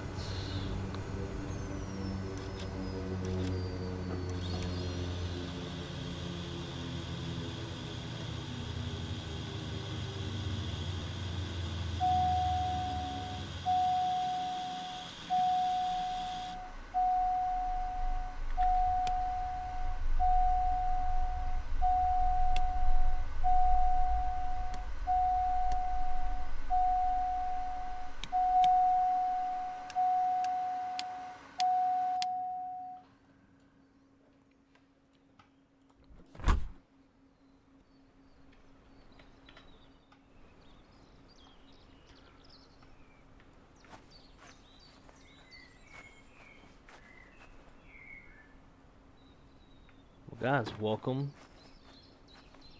to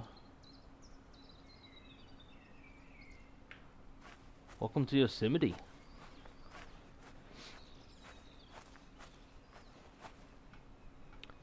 Notorious, how's it going, my friend? Greetings, happy New Year to you and the family. How you been? Well, happy New Year, and been good. The only kind of crappy thing was that my dog Bella. Pretty much been my rock and my foundation for the past 15 or 13 years. She passed away day after Christmas, so that was pretty shitty. But other than that, can't complain, man. It's getting ready to start Delta in less than a month, and hanging out with y'all, doing a little flying.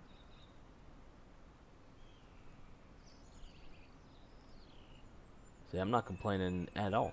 Alright, so to Newark. There you go. Yosemite Valley 24. It's made by KUXIU 4D. And I believe there's a second, yeah. So there's Yosemite Valley and then also Waterfalls of Yellowstone. Oh, never mind. That Yellowstone's a whole different park. So I guess that means we're going to have to definitely fly Bozeman to Jackson Hole and stop in Yellowstone, because Yellowstone is like you literally fly right over it. So yeah, Yosemite Valley is the add-on you're looking for, and it's in Orbix. Oh, Notorious, man, I appreciate that. Yeah, it's all part of the journey. She was kind of getting to the point where she was suffering, and it happened pretty quick. You know, she had lung cancer, so it was time. She's not feeling bad anymore. You know, she's feeling good. She's up in doggy heaven, hanging out with Soko and Macy, the other two dogs that we lost this year. Come on, man, can I not get past these cars?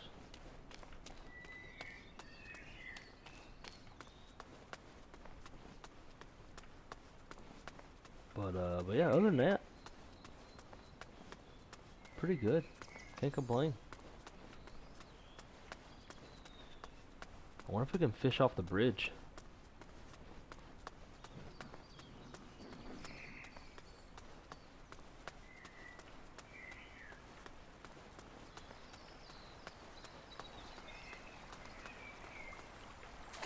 Oh man, we fell through.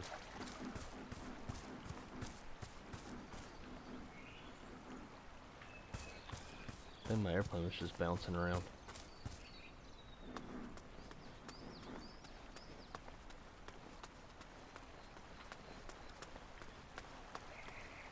Alright, let's try casting right here.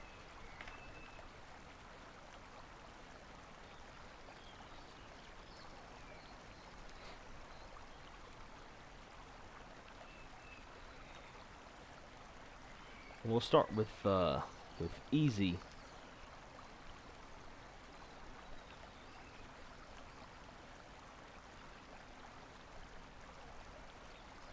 See what we catch. Oh, got something on the hook. And it's gonna break it.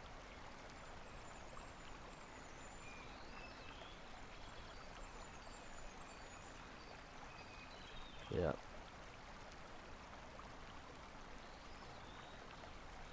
Let's cast again.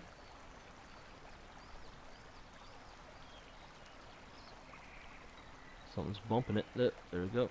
Damn. What the hell's in here? breaking my line.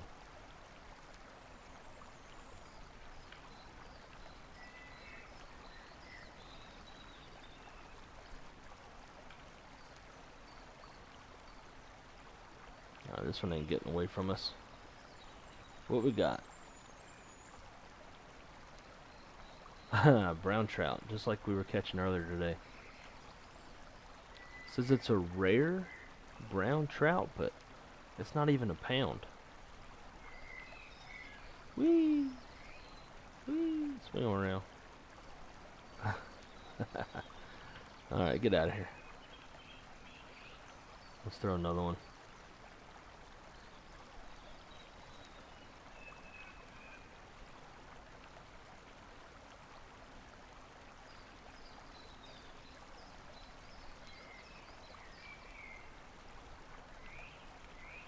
Something just bumped it. Oh, there we go.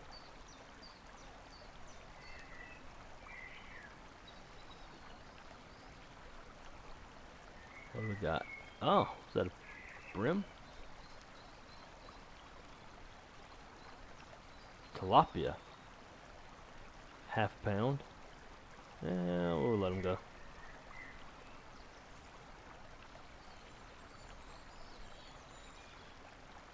Alright, let's find us another spot. Excellent, wanting to do more bush flying? Hell yeah, you will not be disappointed. I like it.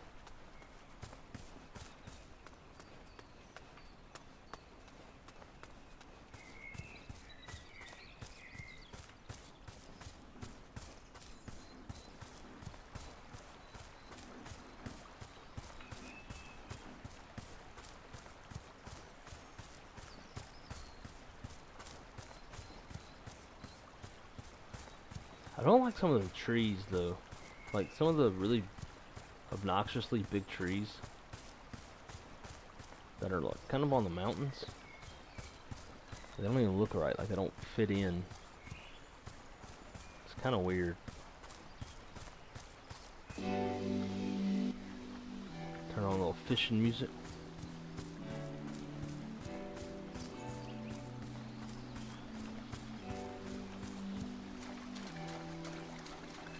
Probably pretty illegal to fish here in a national park.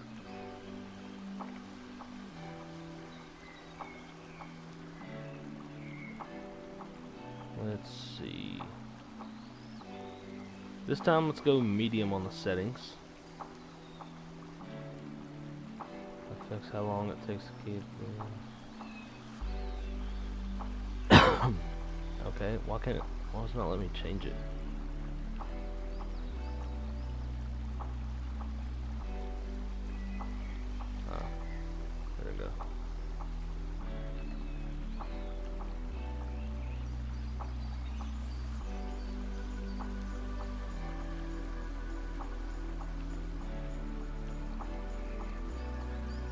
Something bumped it, so I reel it in a little bit, kind of get the chase.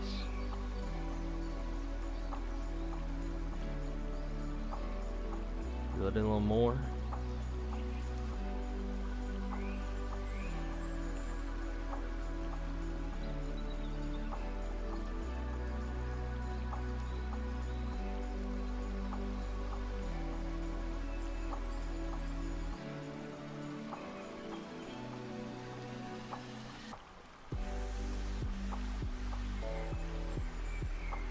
Bring it in, cast it out again.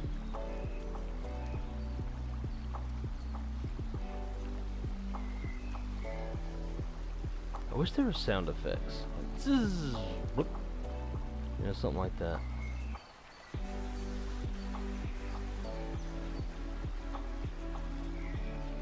Looks like it's playing with it. Keeps kind of going under the water.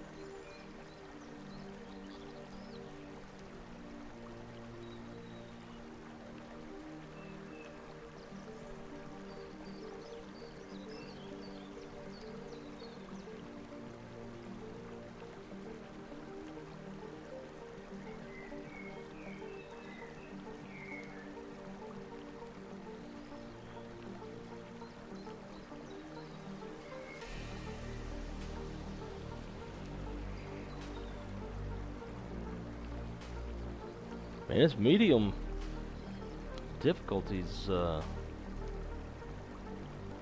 Definitely different. You don't get shit.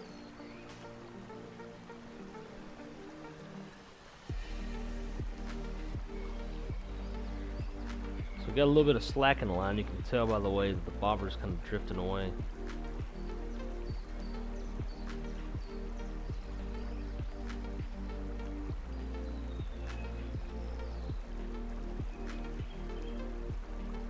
Take some of the slack out.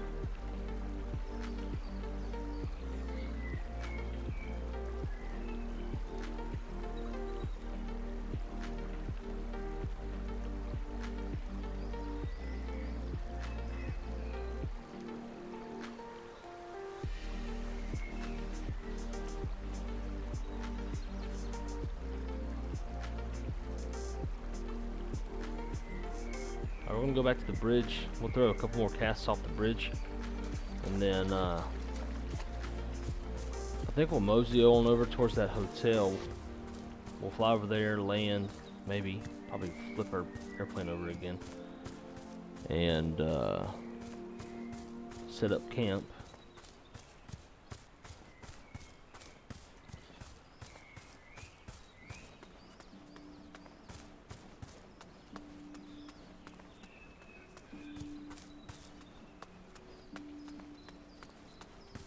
So what do y'all think of the whole fishing thing?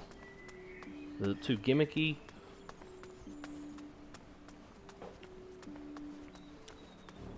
I feel like it kind of gives a little bit more purpose, a little something to do when it comes to bush flying. The Jackson Hole has a lot of really awesome sandbars that you can land on and cast.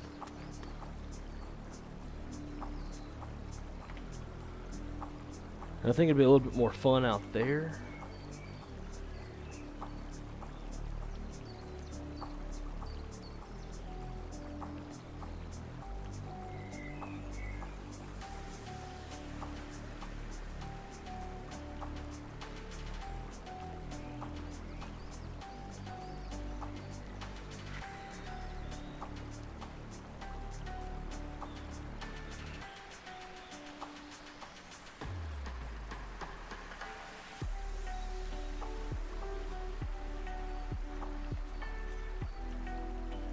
It in a little bit.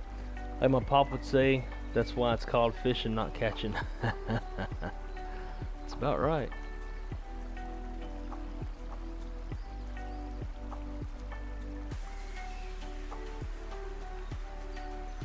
A very slow reel.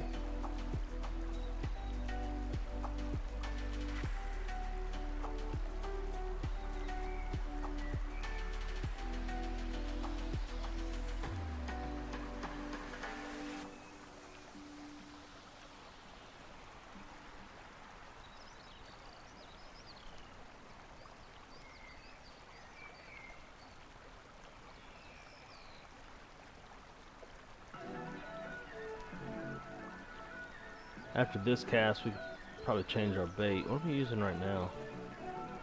Oh, using live bluegill? Okay.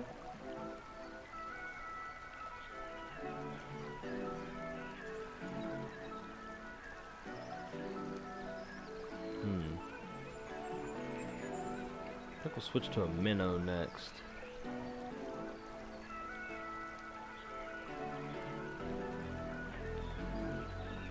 Into a chicken nugget.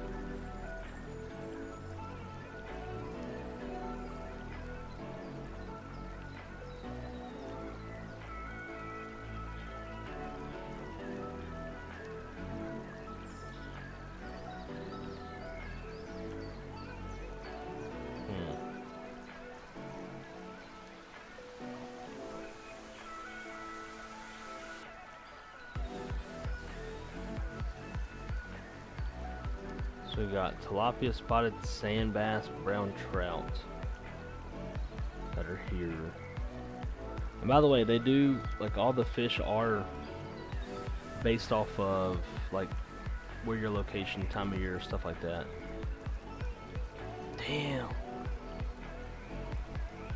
We can go fishing for great white. Bro, that's kind of cool, I'm not gonna lie. How do you even do that? We go to an oil rig or something? Alright, let's see.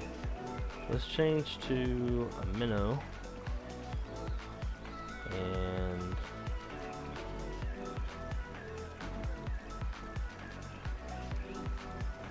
hell with that. We're going to chicken nugget. Let's fish with a chicken nugget.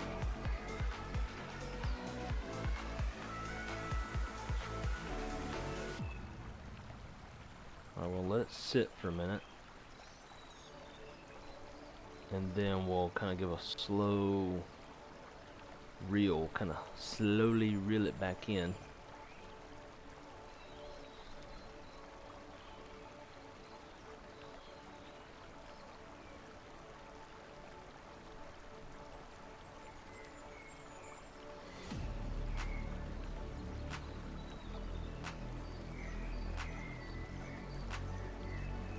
Come on, fishies. You know you want a chicken nugget.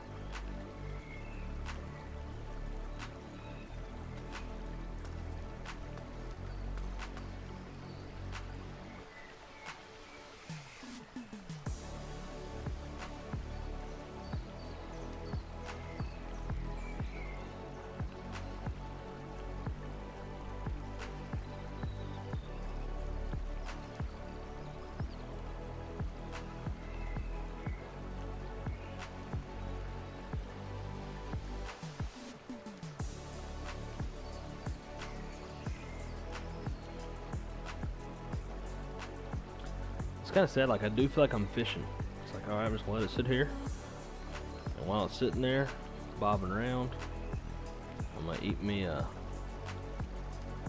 little Hershey's Kiss. Drink me a drink.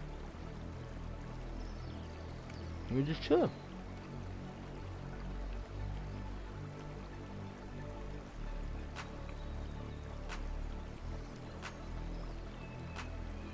Not gonna lie though, this medium difficulty seems like a little bit harder than medium.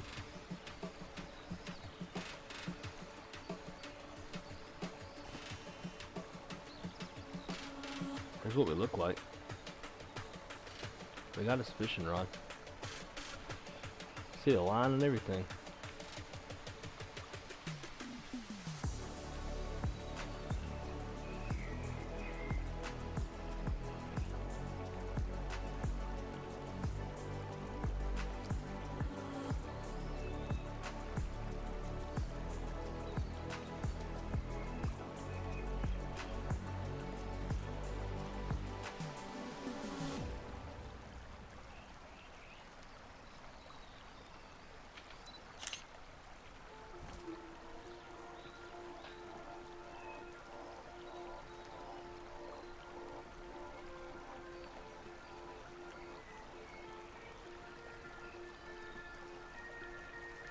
Alright. I think we've outfished this little area.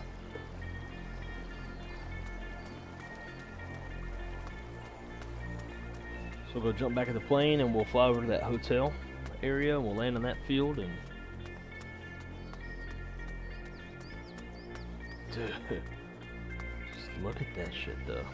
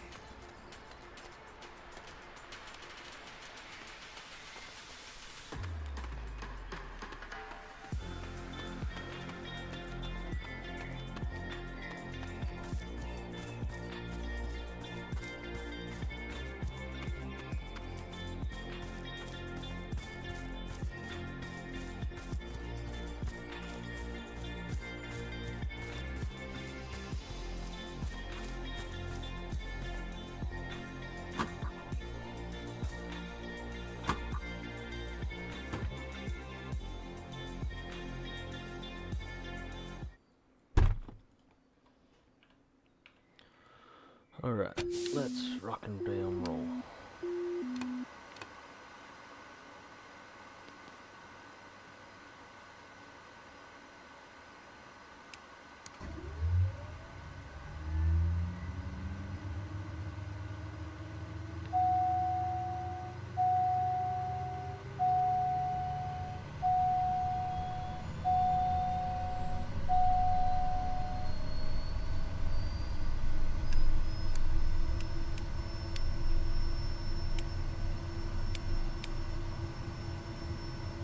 Dense fog advisory. Nice.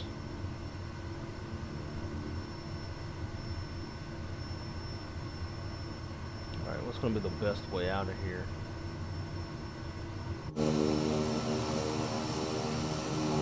That way.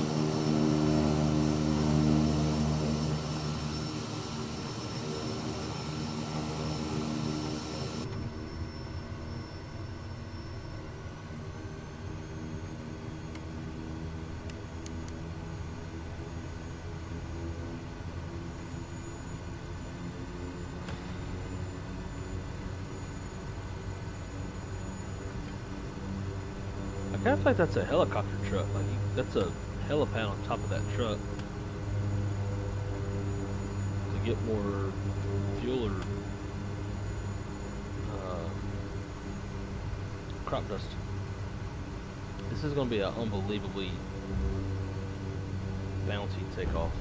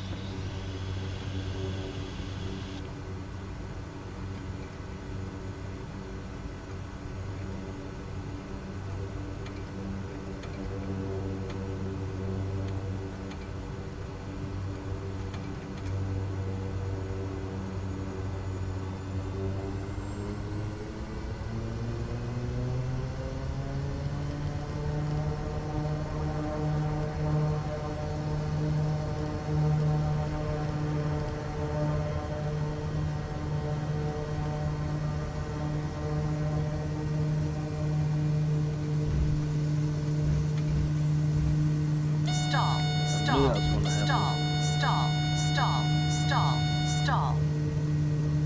Death. Yeah, like launches you up in the air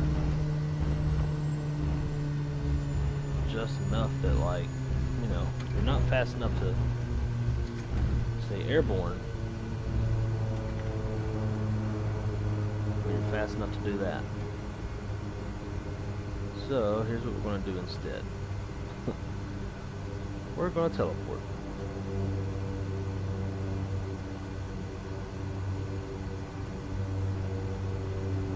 Oh, that kind of looks like a little grass strip right there.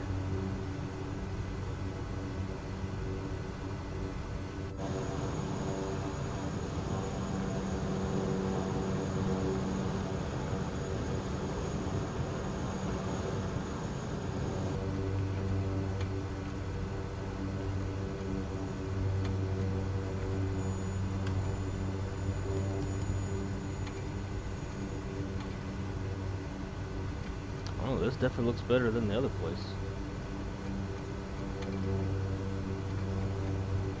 Let's try this.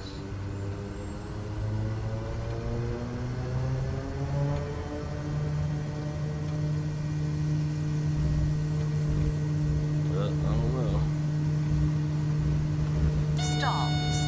Stall. Nope.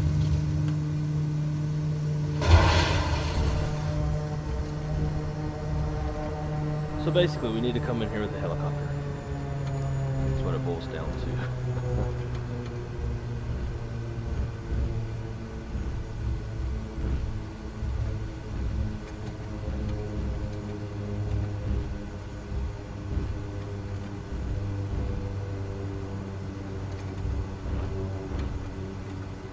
Where's the river at?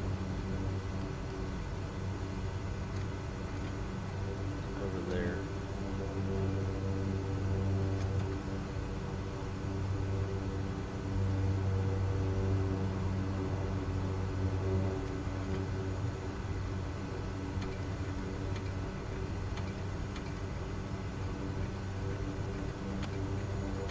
set up camp. We'll go fishing. Another shot. Oh shit, there's some deer or something.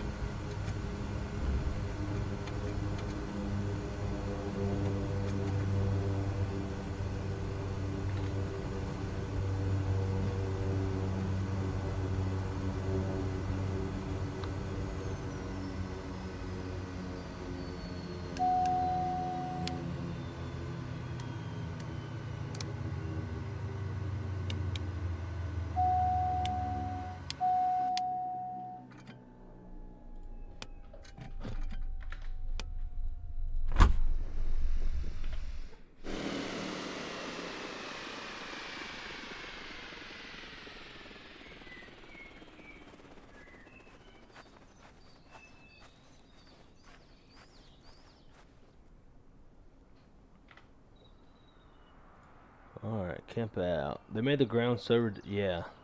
They really have, man. Like, I know what they were going for, but at the same time, it's like, you can't fucking land anywhere. 100% of that. But J-Foot, what's up, dude? Welcome, welcome. Great to see you, as always.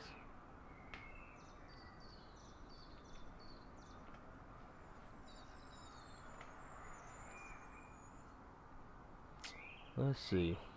Let's go back to having a little snow on the ground.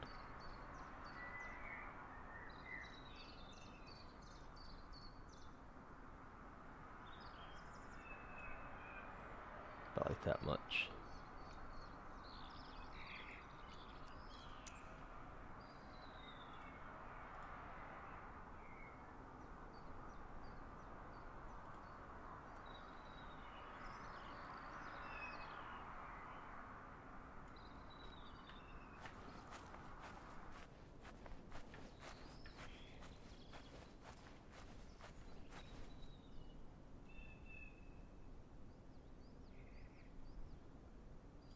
Set our tent right there. And let's see, let's make us a fire. And not light our asses on fire doing it.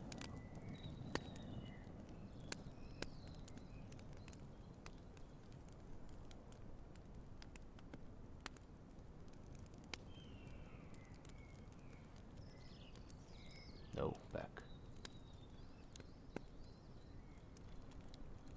We'll need a grill over that fire.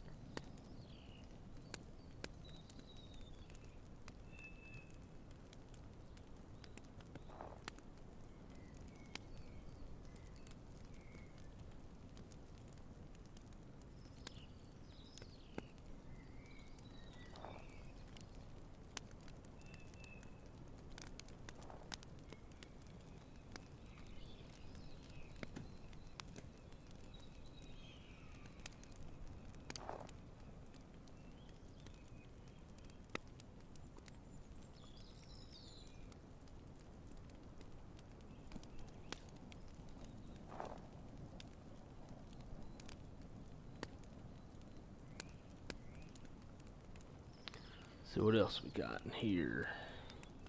We do need a chair.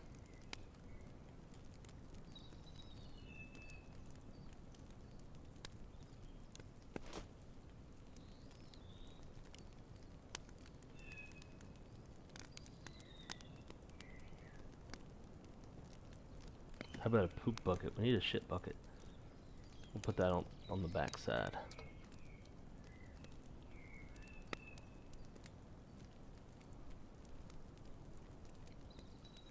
Cooler.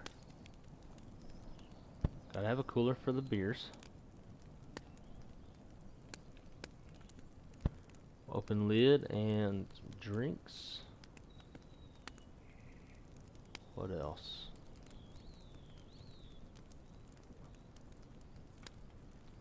Definitely a lantern. there. We'll put one outside the tent as well.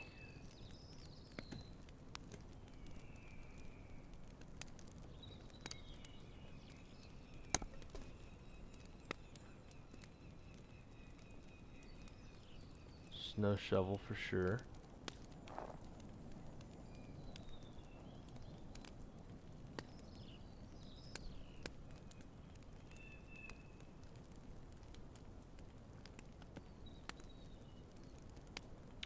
And maybe, let's see, this little table.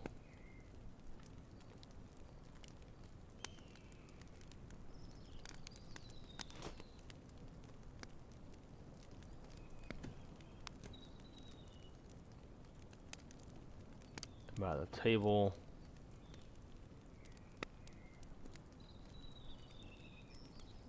We'll do a little stove. Alright.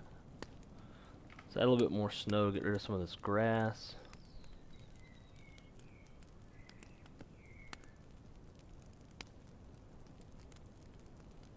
Yeah.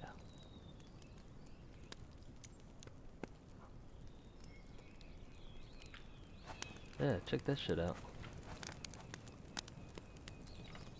So then if we make it nighttime,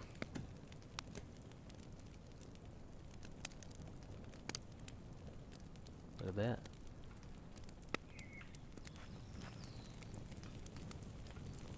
We got cold beers.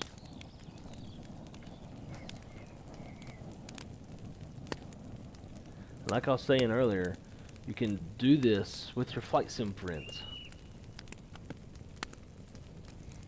How many fish did we catch? We caught 2, and we released both of them.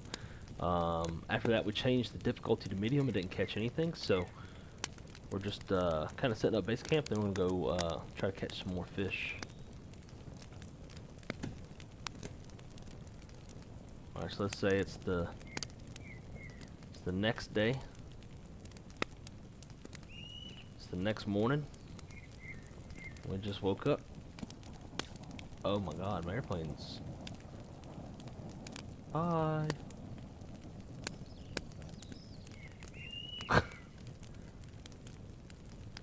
For some reason, the park and brake will not work.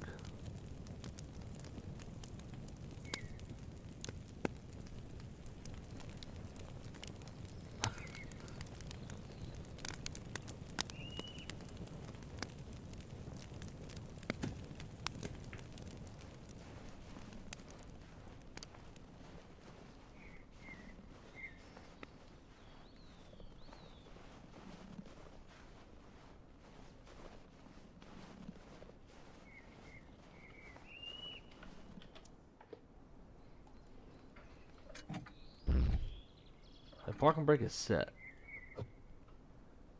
and it's still rolling around.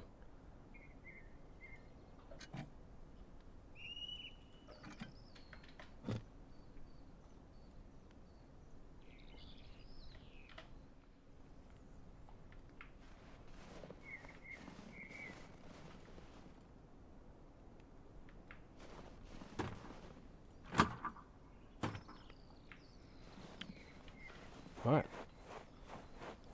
let's go fishing.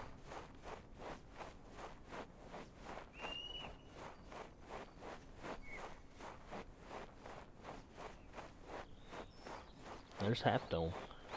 Crystal's boss has climbed that. Kinda crazy.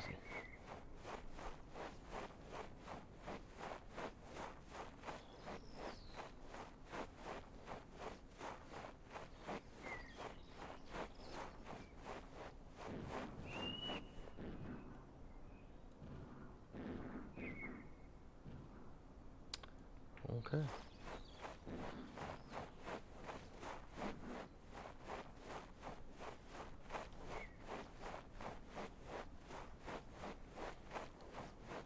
After this, we should portal over to Jackson Hole.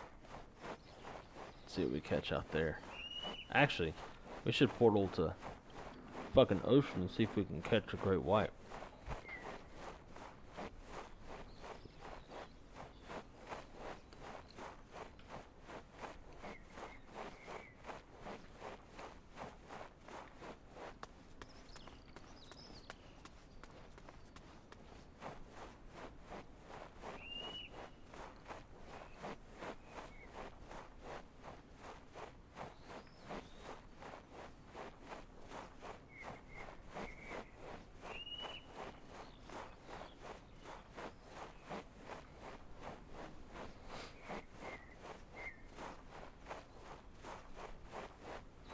somebody's house.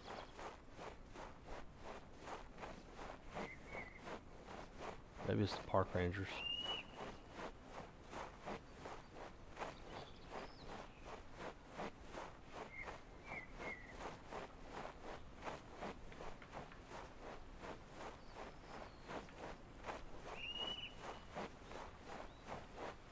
This ain't no fun, man. I don't want to be like over here fishing around a bunch of mobile homes.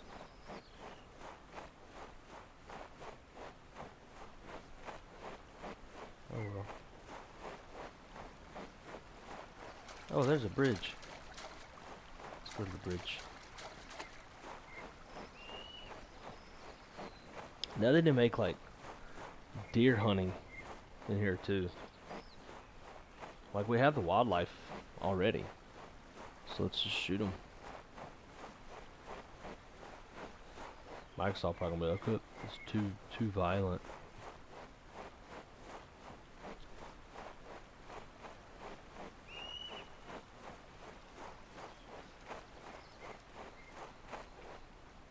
Hang on, gotta open my Hershey's Kiss.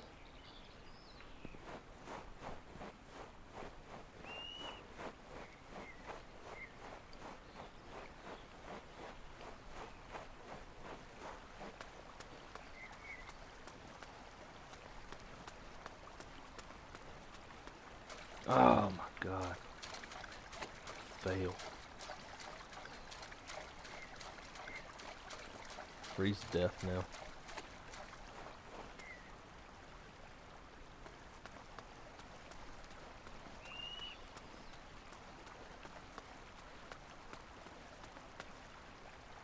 Alright.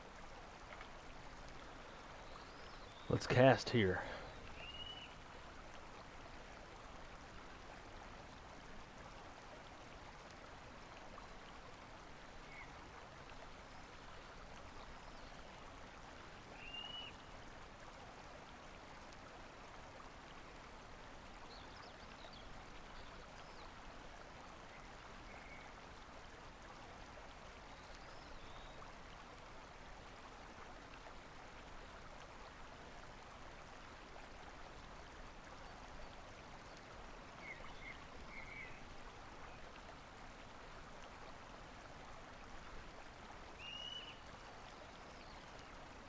I don't know if you need any technique in this or not, but I'm just kind of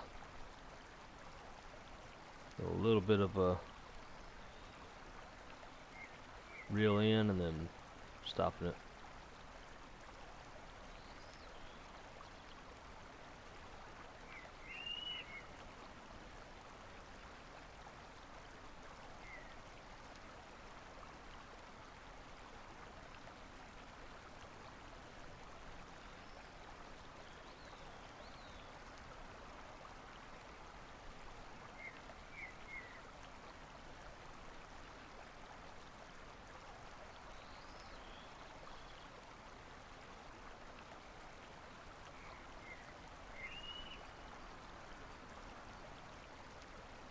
Cast it way out there this time.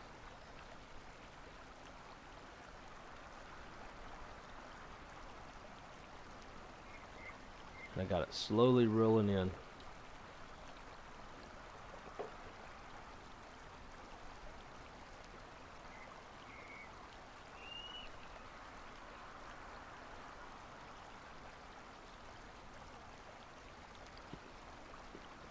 We won't catch nothing on this one. Then we'll switch it over to easy and see what we can catch.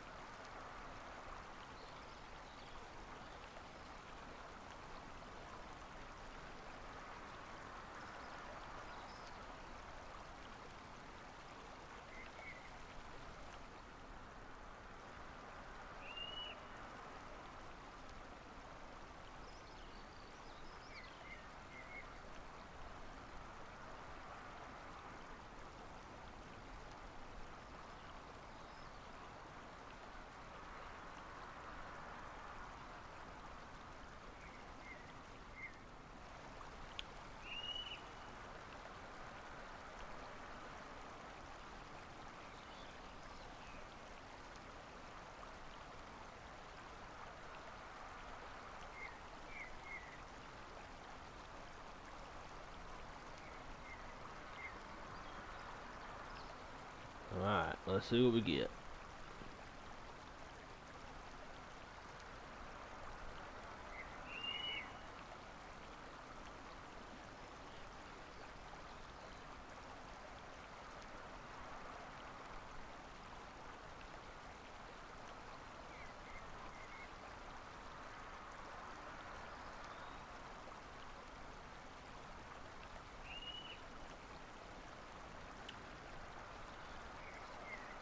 Holy shit, 17 fucking pounds. Yes, sir. Whee! Whee!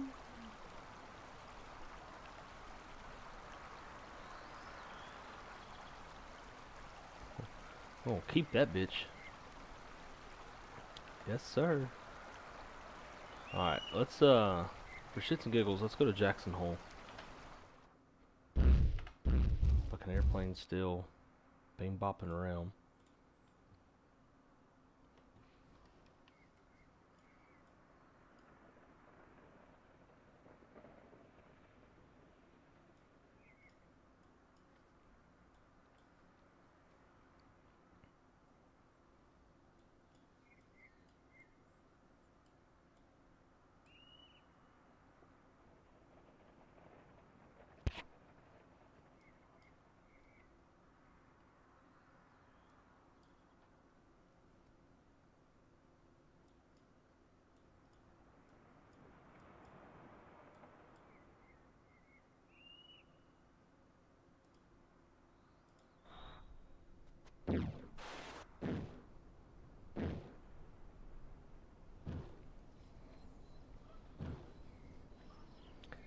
Dude, that thing was fucking huge, man.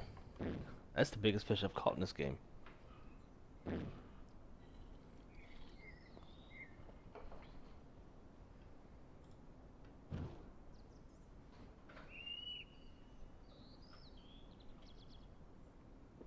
This fucking airplane.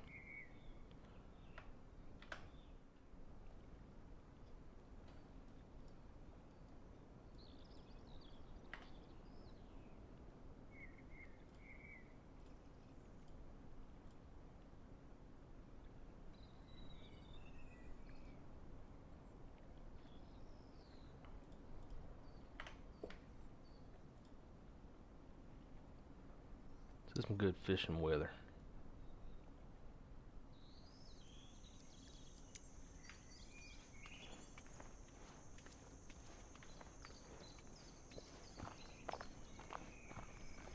Well, hey, girl. Look at that booty. She's got actual booty.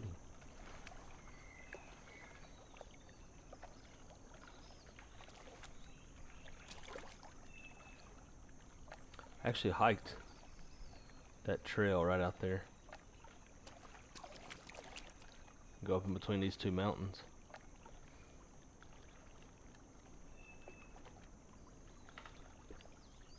Can I teleport without my airplane?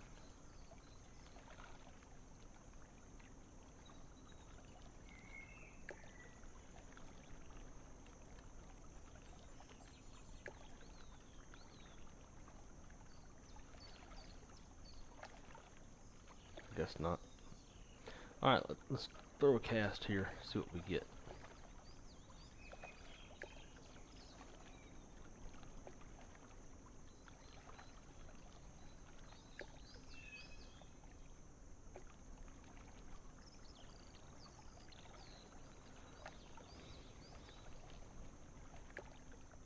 Now we need like a John boat for the sim.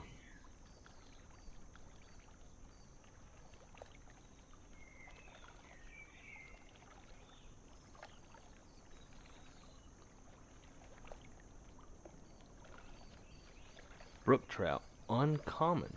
Huh. Well, if he's uncommon, might be invasive. Better keep him. Still another cast out there.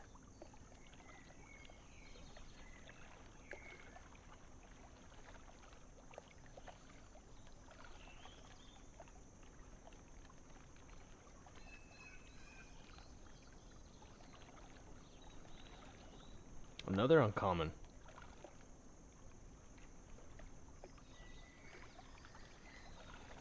Guess we better keep him too.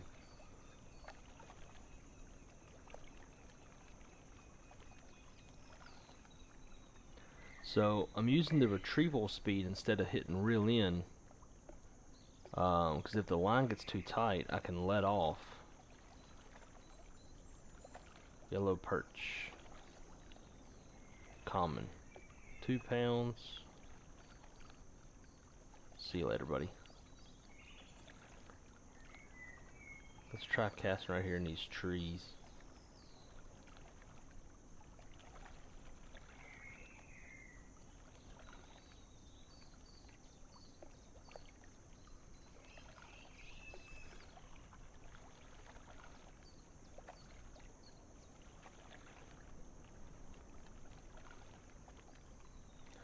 Another uncommon. What's this? Smallmouth bass. Yo, I'm not gonna lie. That's kind of realistic to catch a bass around shit like that. That's kind of cool. Not gonna lie. I just got chill bumps. I don't know why.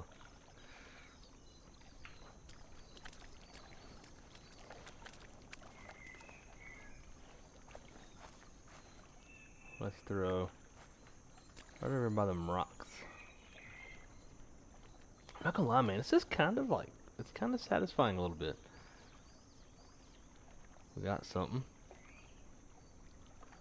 Probably not too big. Easy to reel in. Another smallmouth. Nice. That was 2.5 pounds.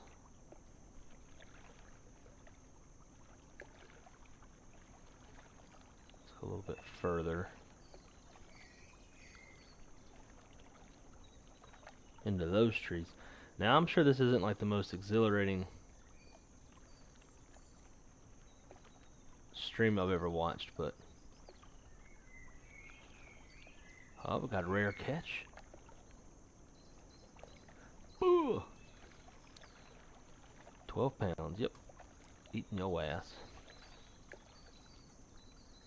Eating your ass tonight.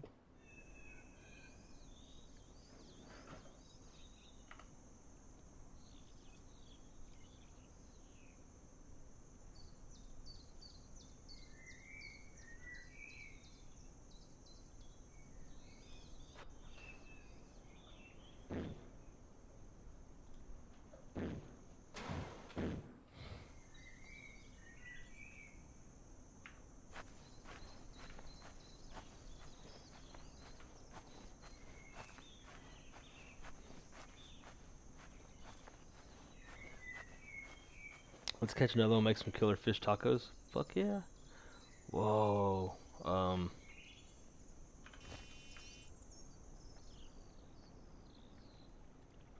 This is a bear. We got a random bear walking on water.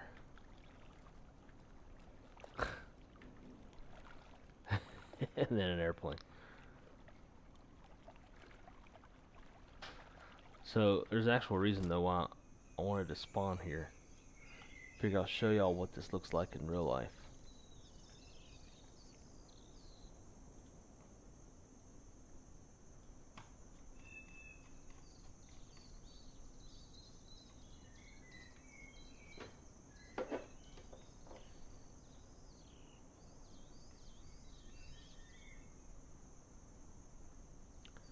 Let's see.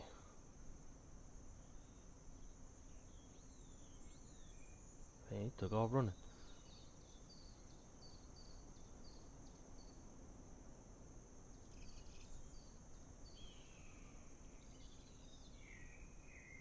Yeah, that's pretty much it. Minus the bear running around.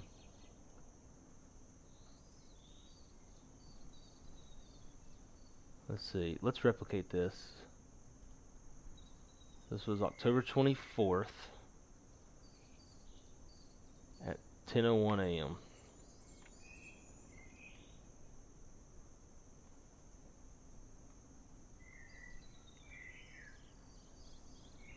Skies were clear.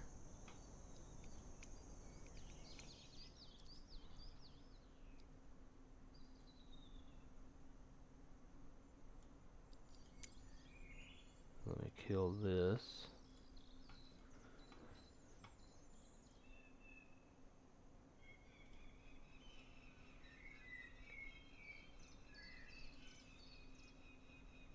It goes about like that.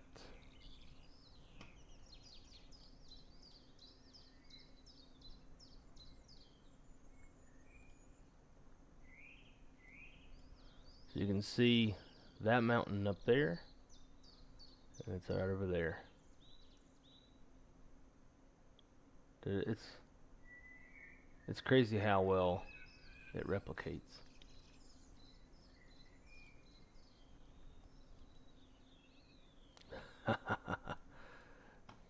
Yo, look at that. It's just too cool. I think the temperature was in like the 40s.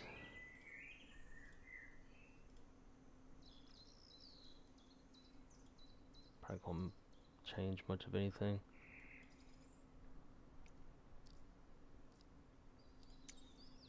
But dude, it's just mind-boggling to me.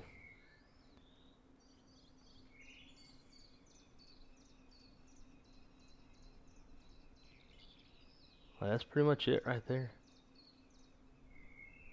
Isn't that cool? Oh, that's just Bear Jesus.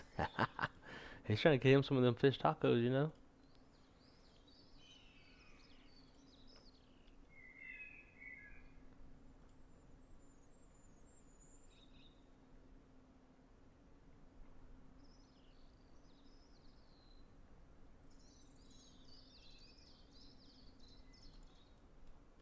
I wonder if they put those barns in here.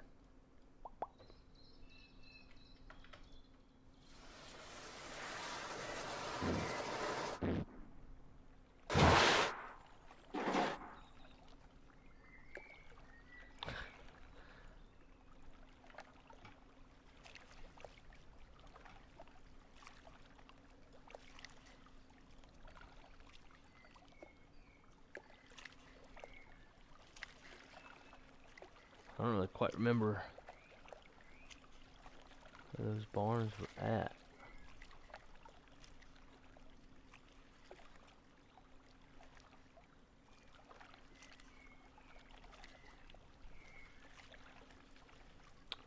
I don't know, but yeah, we're definitely gonna have to. Ooh, you know what? There's West Yellowstone.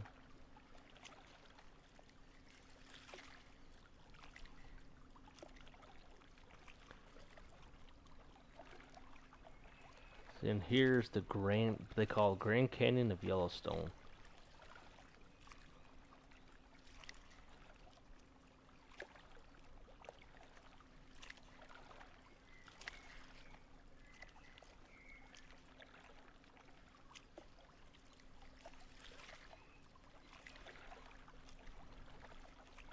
And then here should be a waterfall,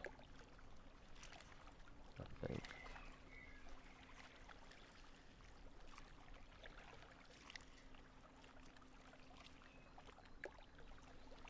Yellowstone is so fucking huge. We start getting into all the geysers and shit.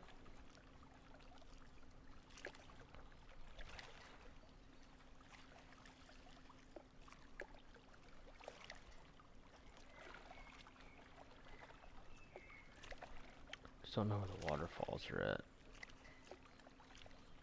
So I want to go see that add-on that we have that's in here.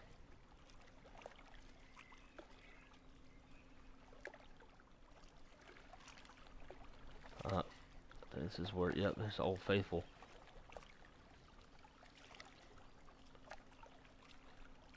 I've been here.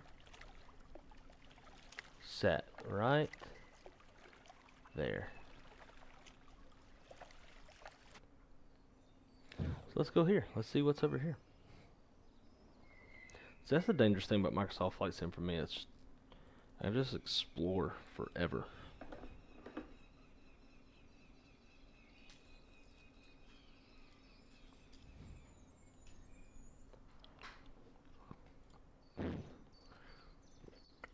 Yo.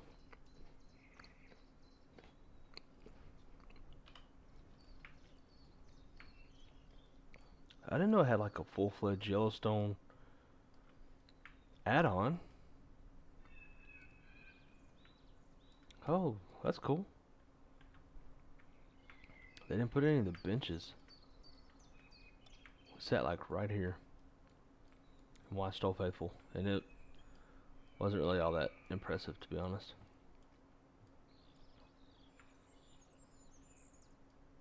It is crazy how much, so like some of the buildings, but then you throw in the landscape of like how familiar this looks. I didn't get to go in here, which made me sad. This is like a 1800s lodge.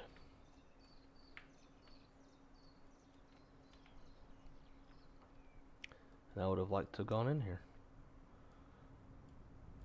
Alright, so if Old Faithful's here, the one that's like all rainbow looking isn't far away.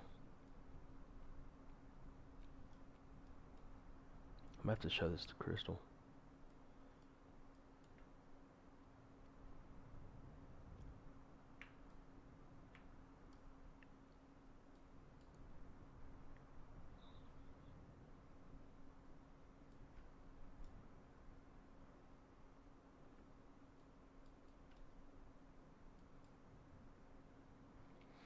I'm sure this is like the most boring fucking flight sim stream y'all have ever seen.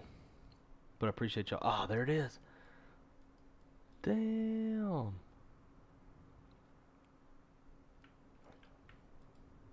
Ah, I fucking love satellite textures. So, we came all the way over here. Parked in this dirt shit.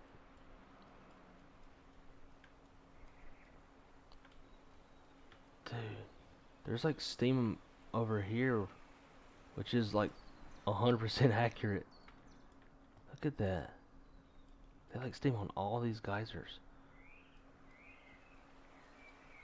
So we walked this trail. We saw a snake, and it scared me.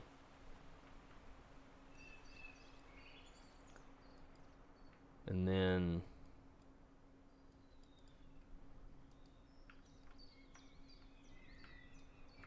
there's like an observation area up here that you can look. You stand up and you can basically see. Damn, look at the walkways. See it like that.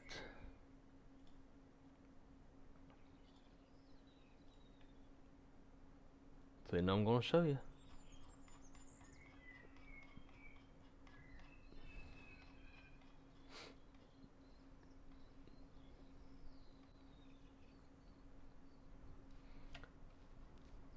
I think this, I've had so many amazing trips in the past few years, but I think this one tops it all. Here we go.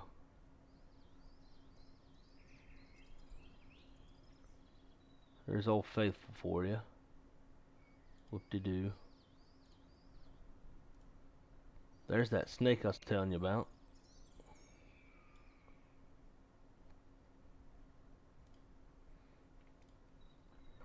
This is as we're walking up the trail to get to this point.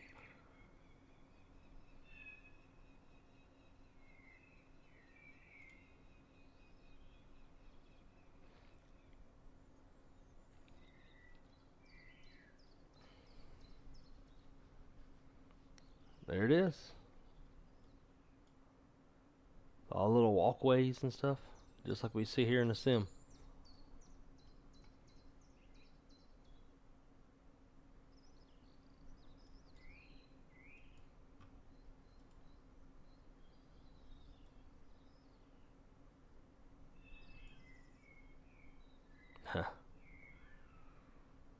It's fucking cool, man.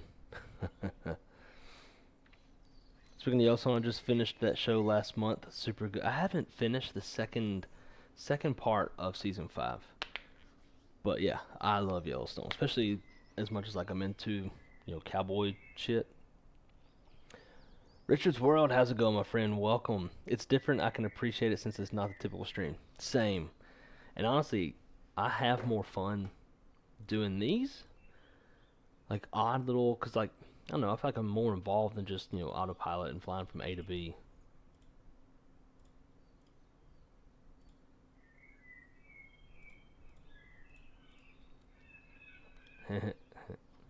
So this is the walkways down there. Retard. Jeremy, Retard.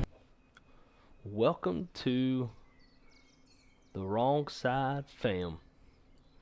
Very happy to have you with us, my friend. Hope you are enjoying the content, even though it is not our typical content. Usually we're flying airliners from A to B and kind of exercising SOPs and flows and checklists and briefings and all that kind of stuff. But tonight, very, very different.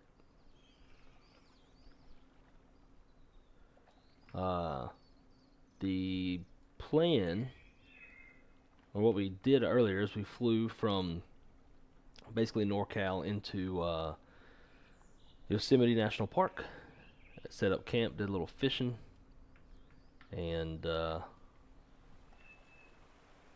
remember to have this like portal tool in Flow Pro. So now we're just kind of exploring around Yellowstone. I just really would like to remember where the waterfalls are at.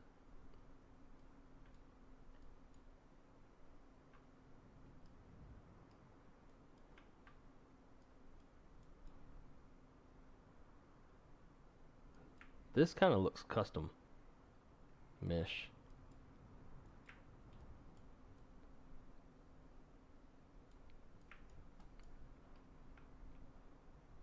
Pretty sure drove all up and down that. This is West Yellowstone.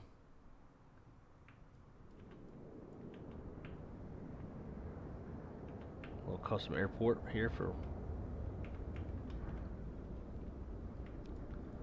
I'd like to do some CRJ action into here. Alright, so if that's that, then I feel like the waterfalls.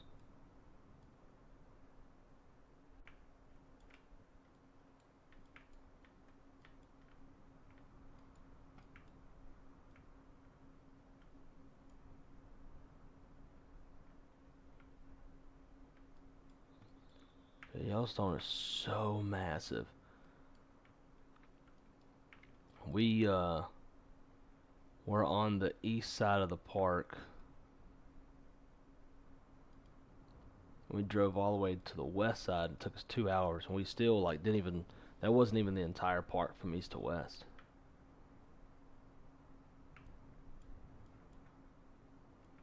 Yeah, they got these add-on for waterfalls, but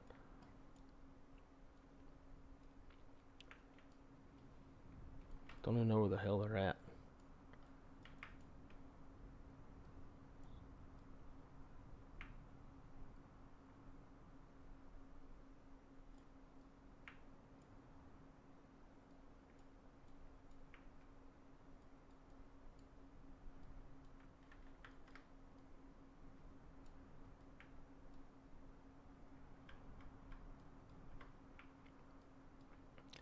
I feel like it'd be pretty easy to see. Show you what it looks like. It's a pretty aggressive waterfall.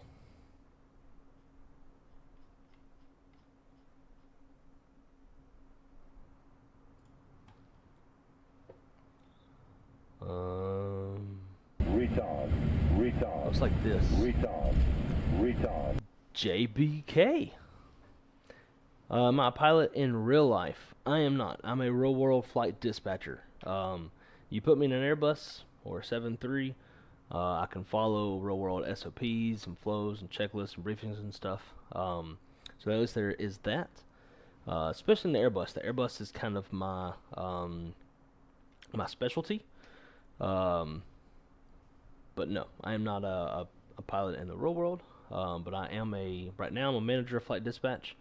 and I start a new job at a legacy carrier as a flight dispatcher next month.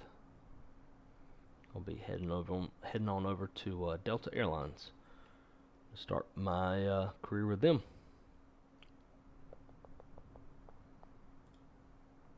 Yeah, looks like that. They're big.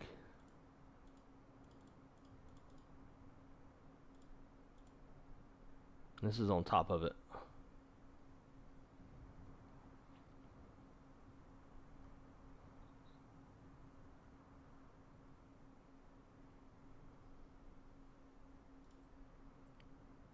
So that's what I'm drone camming around hunting for. But about to give up on it because I'm sure it's not the coolest thing in the world.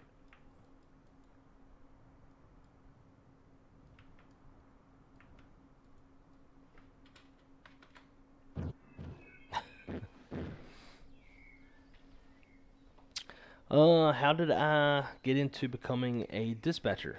And what all does a dispatcher do? So I started in aviation when I was 19, back in 2010. I did above and below wing ground operations for Delta at my hometown airport. So like ticket counter, gate, ramp, cargo, de-ice. Also got tow trained and brake rider trained, APU trained, stuff like that to kind of get me inside the airplane. So then I joined the Air Force, got out on medical. I used a, what do you call it? Like a perk, I guess. I had a service-connected disability. So I used a little perk through the VA called the Vocational Rehabilitation Program. I was going to use that to become a pilot. When we were about a week away from starting my first semester, the government increased the ATP from airline mandated to government mandated of 1,500 hours. The VA wanted me in the right seat of an airliner right out of college, and that wasn't going to happen. And I remembered I had a conversation with a gate agent in Winnipeg, Canada, and she had mentioned something about dispatch. I talked to dispatchers plenty of times before that, like anytime we were weight restricted, we were oversold, stuff like that, and I wanted the dispatcher to lighten the fuel load so we could carry more passengers. I would call a dispatch.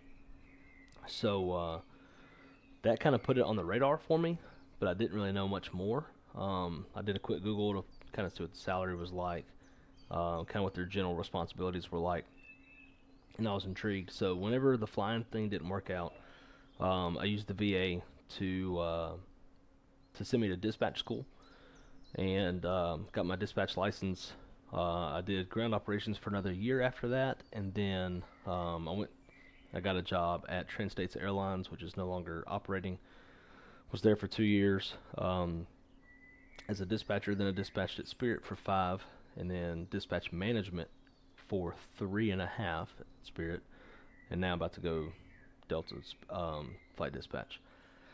So dispatcher does a lot, like we're heavily involved. The most important thing is the dispatcher has operational control using joint responsibility with the pilot in command, which means basically the dispatcher and the pilot and the captain are the only two people that like have say so in that flight. I mean, obviously, like a pilot's or a captain's always going to get his first officer's opinion on stuff, but as far as the legality of the flight, it's between the dispatcher and the captain.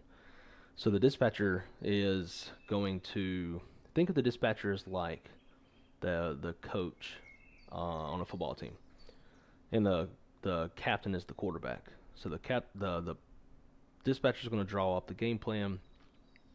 We're going to figure out, based off of constraints, like, weather, turbulence, icing, traffic issues, other ATC issues. We're going to figure up altitude, route, do we need an alternate airport? We're basically going to come up with a flight plan. and it can get it can get very like into the legalese of like if you have a high men's captain. The high men's captain is a captain who has less than 100 hours in type. Therefore, you're going to add 100 foot to the ceilings and half mile to the visibility. But there's also exemptions to that. There's exemption 5549 where a high men's captain can shoot a Cat 2 approach. So like there's a lot of regulatory stuff. So like manuals are your best friends. You can look stuff up. But yeah, so that's kind of the first part of it all, right? It's like we're going to come up with the flight plan. We'll send it off. If the captain agrees, then he'll sign it, and we'll conduct the flight that way. If he disagrees, say he wants more gas, or he just came in from wherever, and like the altitude that I had him planned at was pretty bumpy, so he wants to maybe do the first half of the flight lower, stay below the rides, stuff like that. So we can make changes to the flight plan, and then once they're airborne, dispatchers are talking to their crews, advising them of anything they need to know that could affect the safety of flight. We also can delay a flight, so if a flight's not legal or if we think it's not safe, we can delay a flight until we think it is, under the agreement with the captain. All that kind of stuff, right? It's like we're involved in medical emergencies and mechanical emergencies, bomb threats, all the things. We're very heavily involved. Are you able to get your medical to fly? I don't know, to be honest. I know it's a very in-depth medical, and I haven't been to the doctor in a while. I probably have, my cholesterol's probably too high.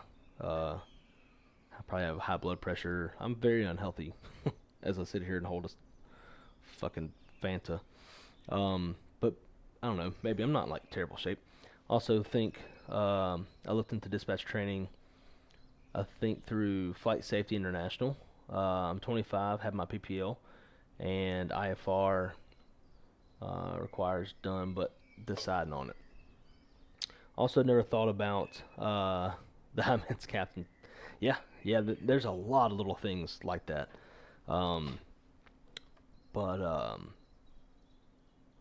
So as far as like choosing between like living the pilot life versus living the dispatch life, here's what I'll say. To me, dispatch is like the hidden gem of aviation.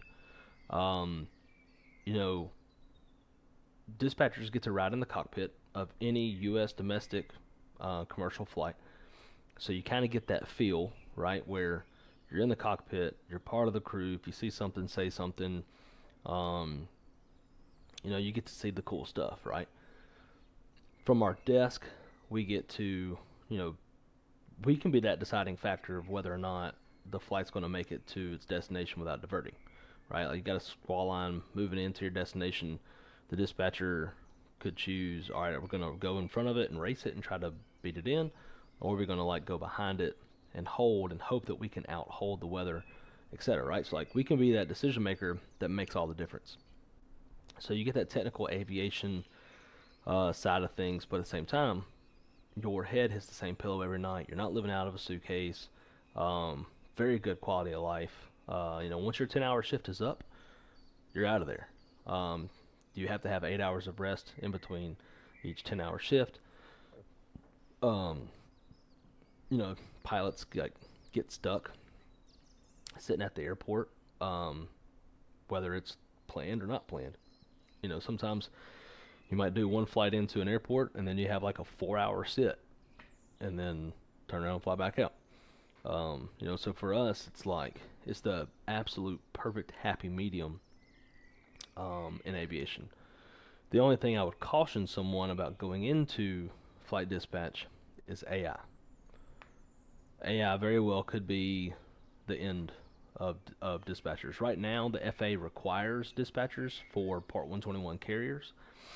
So airlines, if they were to develop like super solid AI-powered flight dispatch software, because the FAA requires us, they can't get rid of us.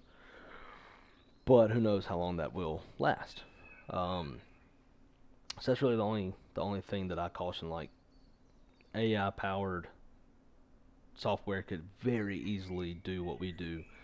But like, if they can supply data that looks at historical statistics, as like on this date for the past 10 years, under these scenarios, this happened, right? Like, there's so much that could be fed into it that it can learn from and then easily take our jobs.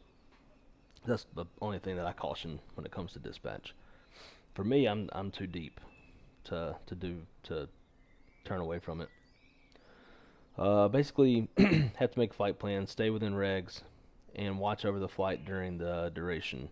What kind of medical emergencies do you deal with?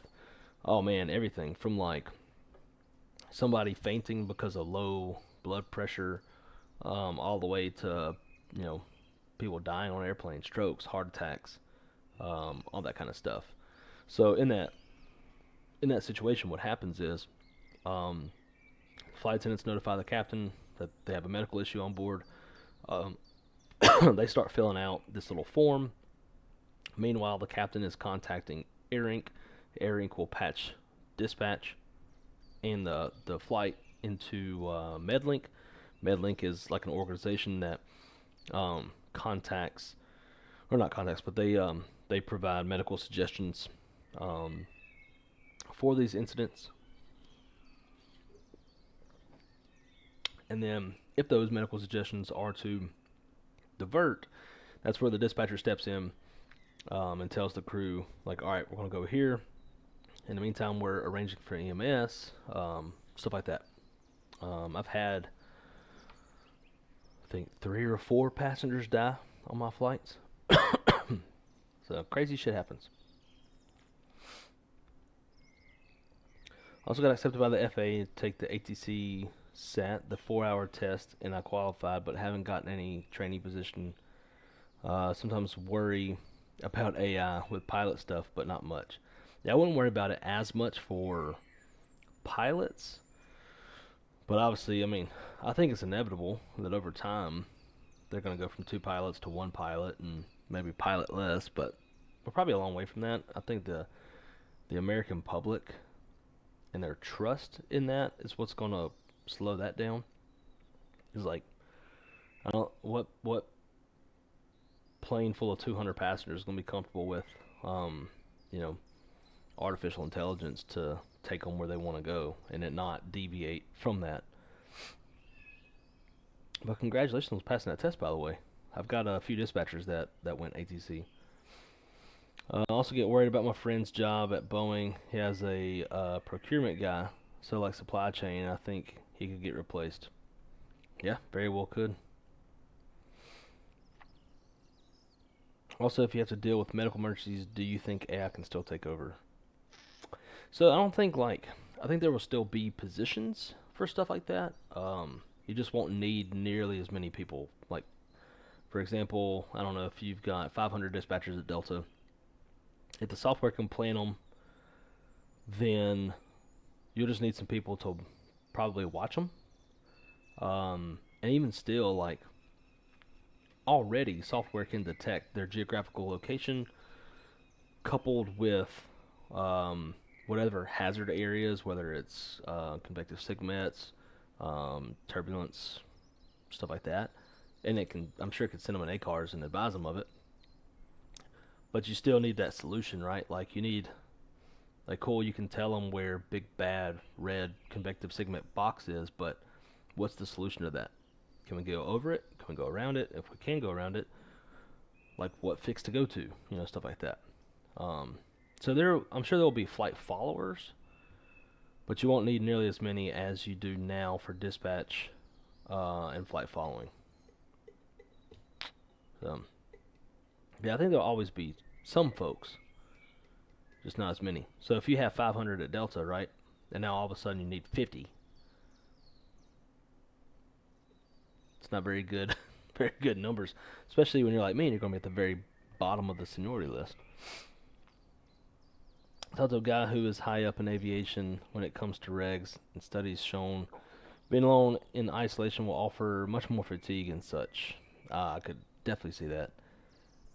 Yeah, I agree with that.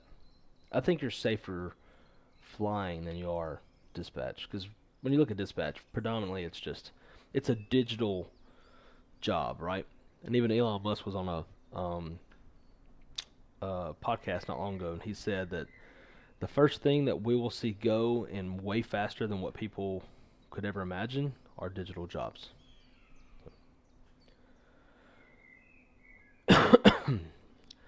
To be mandatory with how busy it can be in Class Bravo and other areas, etc. But I get what you mean, if there are a lot less jobs available. Yeah.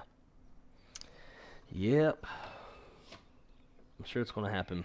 Now, I do know Delta currently has AI protections in their contract for dispatch, which helps, but, you know, contracts are redone like every 5 years. In fact, Delta Technologies, which I believe is a wholly owned subsidiary of Delta Airlines, is developing AI-powered flight dispatch software. So it's like they're developing their own demise in a way. But, you know, if an airline can cut 450 of 500 positions and every one of them makes 6 figures, think about that. It's a lot of savings. All right, Virtual Flight Diaries. Appreciate it, man. Yeah, it's a late one. It's we accomplished our mission of catching some fish. But we're definitely going to do another one soon. Flying from Bozeman, stopping here in Yellowstone at the West Yellowstone Airport, pick up our gear, and then continue on to Jackson Hole. But we're going to do it in the amphibious Kodiak, and we'll land and do some fishing from the airplane itself. I think you can do that. I'm pretty sure I saw a screenshot where they were. But, well, guys, that's going to do it for me. JBK Precision Power Play. Feel free to add me in Discord. If you have any further questions or anything you want to chat about this stuff, feel free to hit me up in there. Link to my Discord should be in the description below. And, yeah, like I said, any other questions you have, my friend, feel free. If anything, you know, get your dispatch license. It's just another certificate to have in your back pocket in case, you know, you ever need it. If something happens with your medical and you can't fly anymore, it could be your fallback. And airlines love real-world pilots who, you know, have their ratings. That it goes a long way. But yeah, this is a fun but weird stream. It's way quieter than normal. I think we're just used to hearing jets the entire time.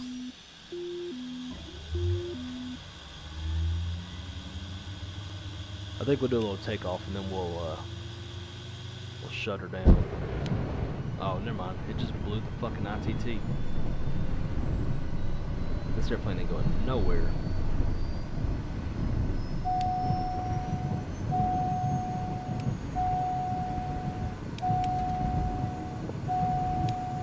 We'll try it.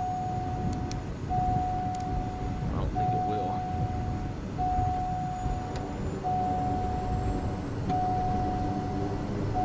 ITT's at 900 degrees.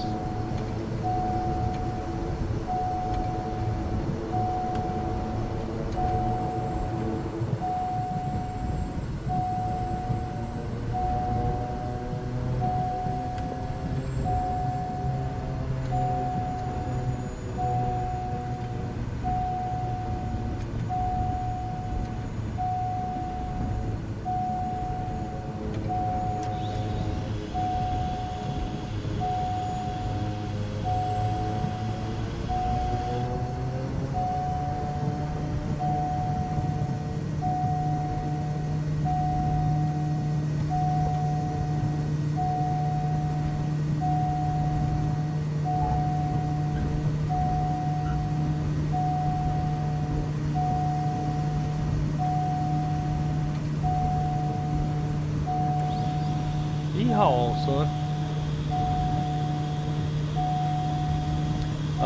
Yeah, it's about $4,500 if you don't include like lodging and all that kind of stuff. Turn this flying thing.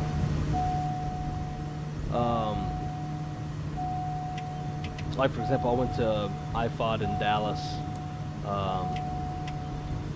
I had a place to stay, but like some of my classmates, they had to stay in hotels nearby. They do get like a discounted rate because the dispatch school has, what do you call? They have a partnership with those hotels. So if you're not factoring that kind of stuff in, it's about $4,500, and it's 5 weeks. The first 2 weeks are preparation for the ADX, which is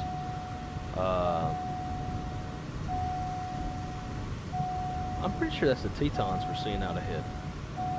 Maybe. Anyways, the ADX is basically the written ATP.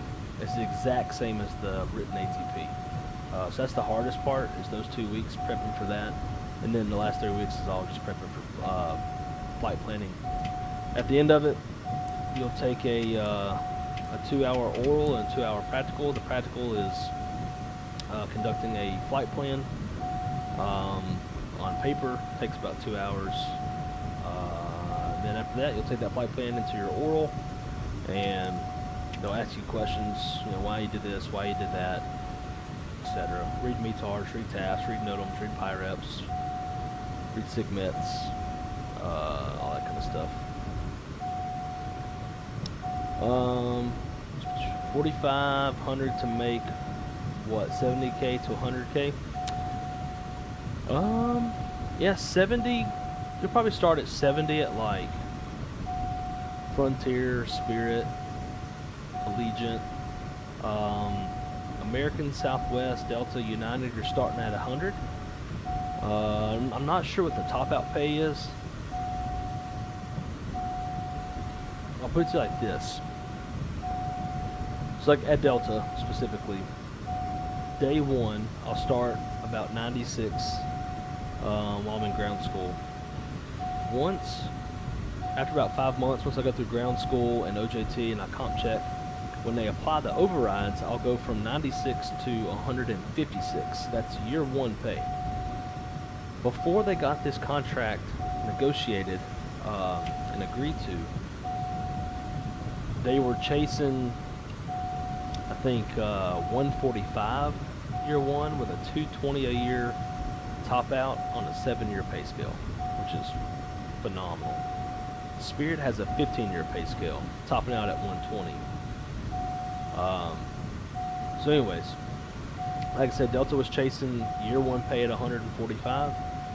They got year one pay of 156 due to the overrides. So if they were chasing 220 on the top out, what did they actually get? It might be even higher than that.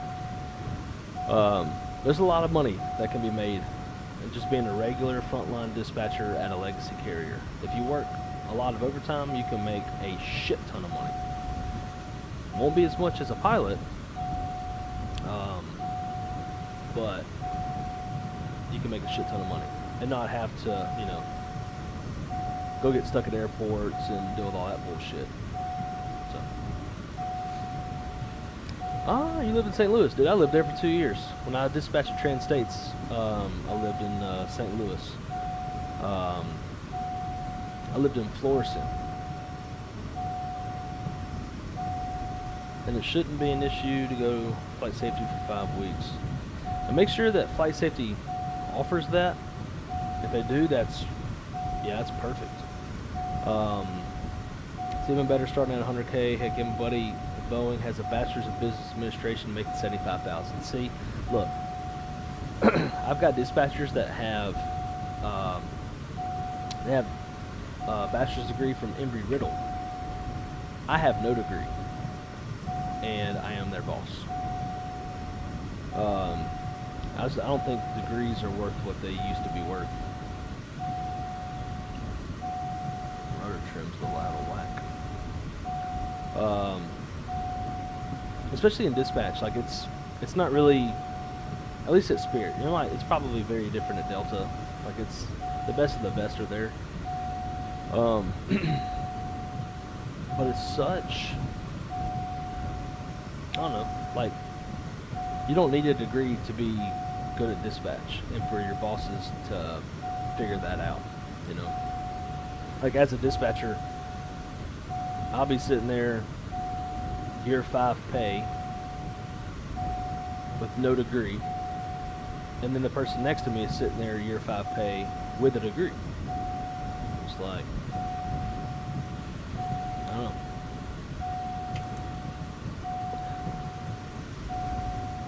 Pilots make insane money, but as a dispatcher, for paying $4,500 around to make that much money, it's insane. It is. That's why I say it's the hidden gem of aviation. 5 weeks is all you really need. That's nuts. They do. I think they have to call to schedule a 5-week course in March. Okay, shit. Hell yeah. There you go. Especially if, like, you know, you don't have to not move, but you don't have to, like, you know, like for me, I lived in Monroe, Louisiana. I had to go to Dallas for dispatch school. It's about 5 hours away. I stayed with my mom's best friend, but, like, it would have been a lot easier if it were just at home, you know? So if you have that to your advantage, man, jump on it. Dude, you can fly to Jackson Hole so fast from Yellowstone. The drive from Jackson Hole to Yellowstone was like 2 hours. But man, flying this shit? Right, because you're not doing this the whole way. Because yeah, I was right. These are the Tetons that we were looking at.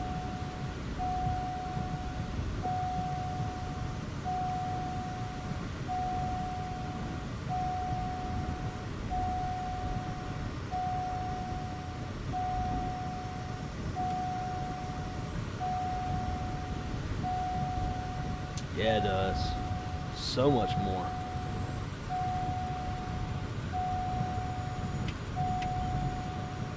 Yeah, I feel like what a professional aviation degree is going to be like 80 to 120,000. Plus, that's going to be 4 years. Then once you graduate in 4 years, you're going to have 350 flight hours. So then you got to go get the other 1,250, towing banners or instructing, whatever you can figure out. At that point, it takes you like 7 years to become an airline pilot, and you're sitting in the right seat of a regional. So you might as well just go be a doctor. 500. But I'd rather spend 7 years training to be a pilot than 7 years training to be a doctor. Ultimately, fly an Airbus and just cruise and look at some computer screens rather than, like, you know, you got tools in your hands and you're fucking performing some 500. crazy sensitive surgery on somebody and you could kill them. I'm good. At the same time, crash an airplane and kill hundreds of people.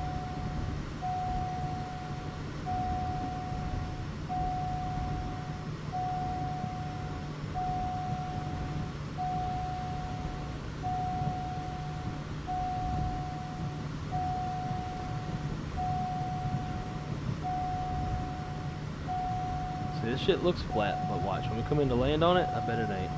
Probably gonna go bouncing around like we did every other time before.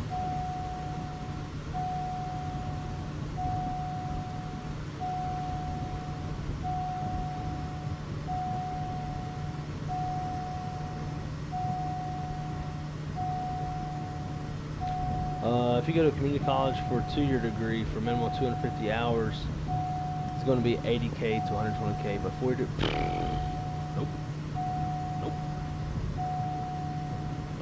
nope. Ain't catch me doing that shit. I would never, ever go back to school.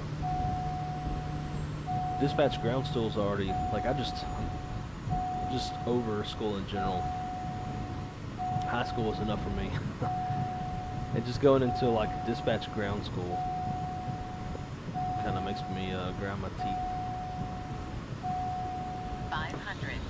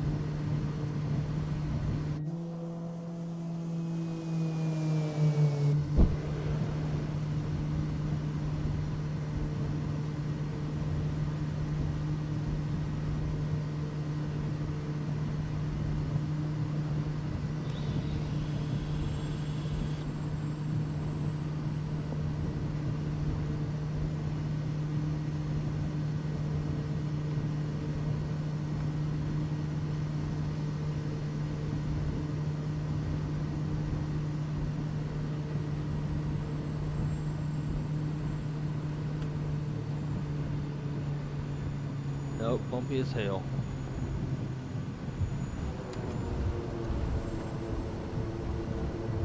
Stall. Just like every other time.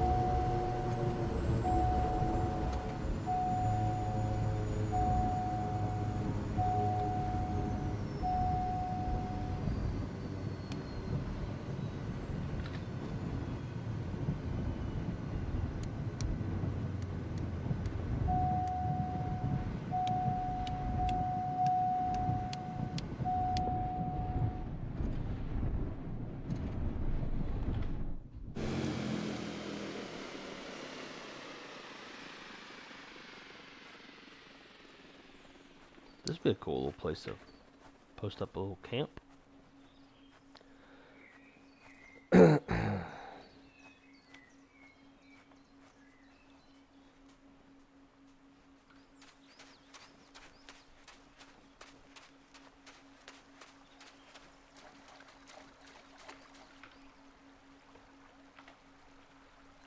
what we can catch.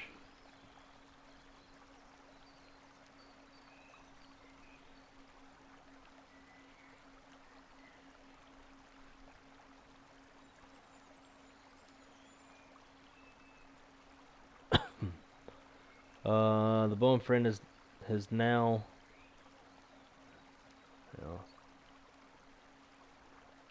10-pound salmon. Hell yeah. Wanna keep that one? Let's see. The Boeing friend, his wife now, or his now wife, Jesus, I can't read tonight, is in med school to become a cardiologist, but I don't know, med school in the healthcare field is ran by insurance, true. We need docs, sure, but I think it's overhyped. Yep. 100%.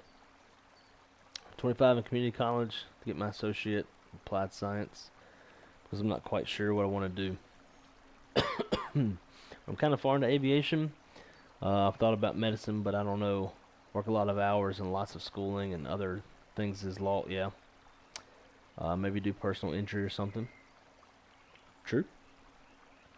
I know you could fish in the seal. Yeah, right. Parallel 42. It's their mod. We've done a lot of Parallel 42 stuff tonight.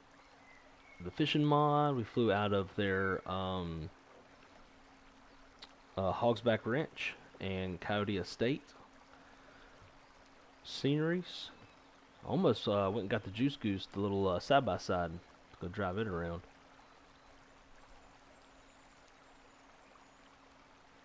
But yeah, it kind of gives a little bit more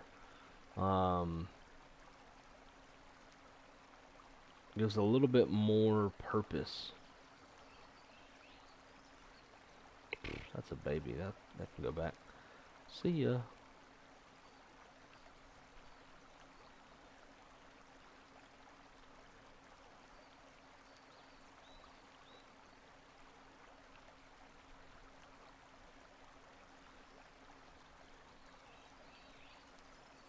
So this is probably something bigger. As the line gets tight, slow down that reeling. It's not very big. Carp. See ya.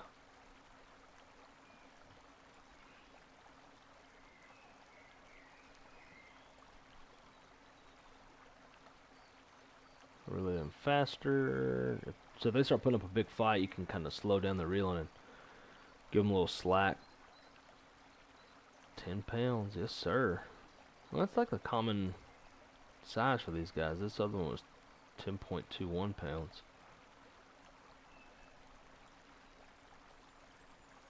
What other kind of bait we got in here? Let's do crawfish.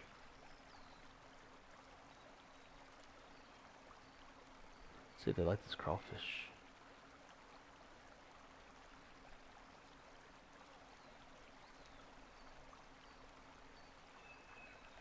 Oof. Whatever the fuck that is, it's big.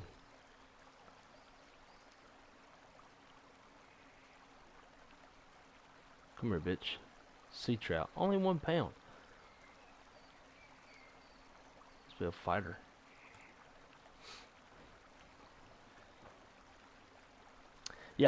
Yeah, there's a, it's called the Juice Goose. Highly recommend it, especially if you like some of these parallel 42s, parallel 42 sceneries have trails that you can drive their Juice Goose in. Let's see, vehicles. Yeah, Juice Goose. So it's an electric side by side.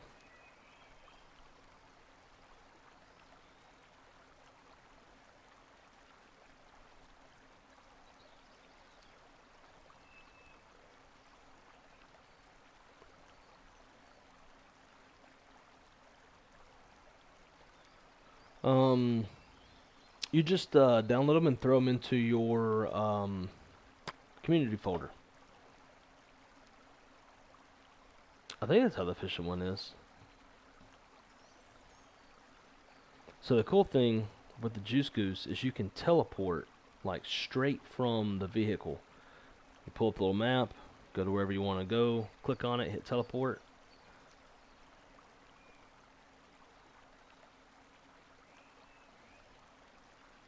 I think all this footage is from Microsoft 2020.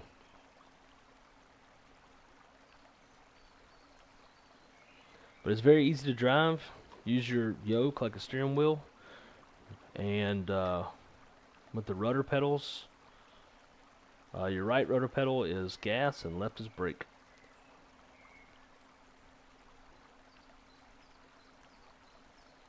Damn.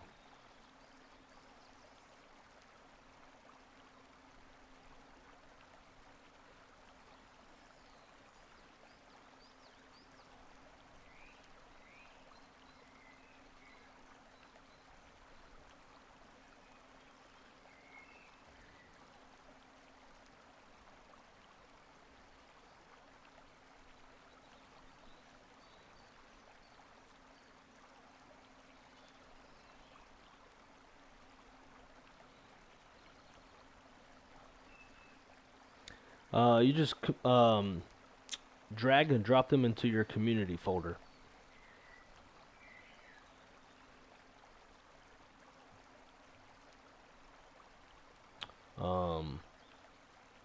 Yeah, so you know Microsoft 2020 and 2024 has what's called the community folder, and you just download and then extract all, and then drop them into your community folder. You're good to go. Let's see, parallel 42. So let's see the fishing one.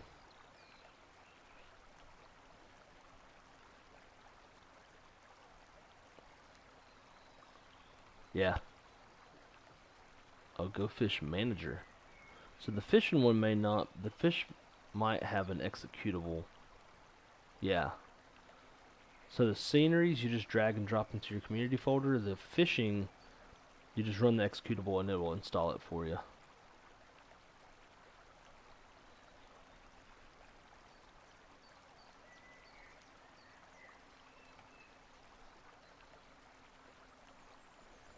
Yeah, dude. So if you like bush flying,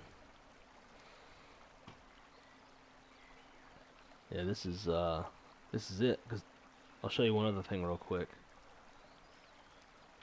Where's the airplane? Alright, so this is another utility that Parallel 42 has.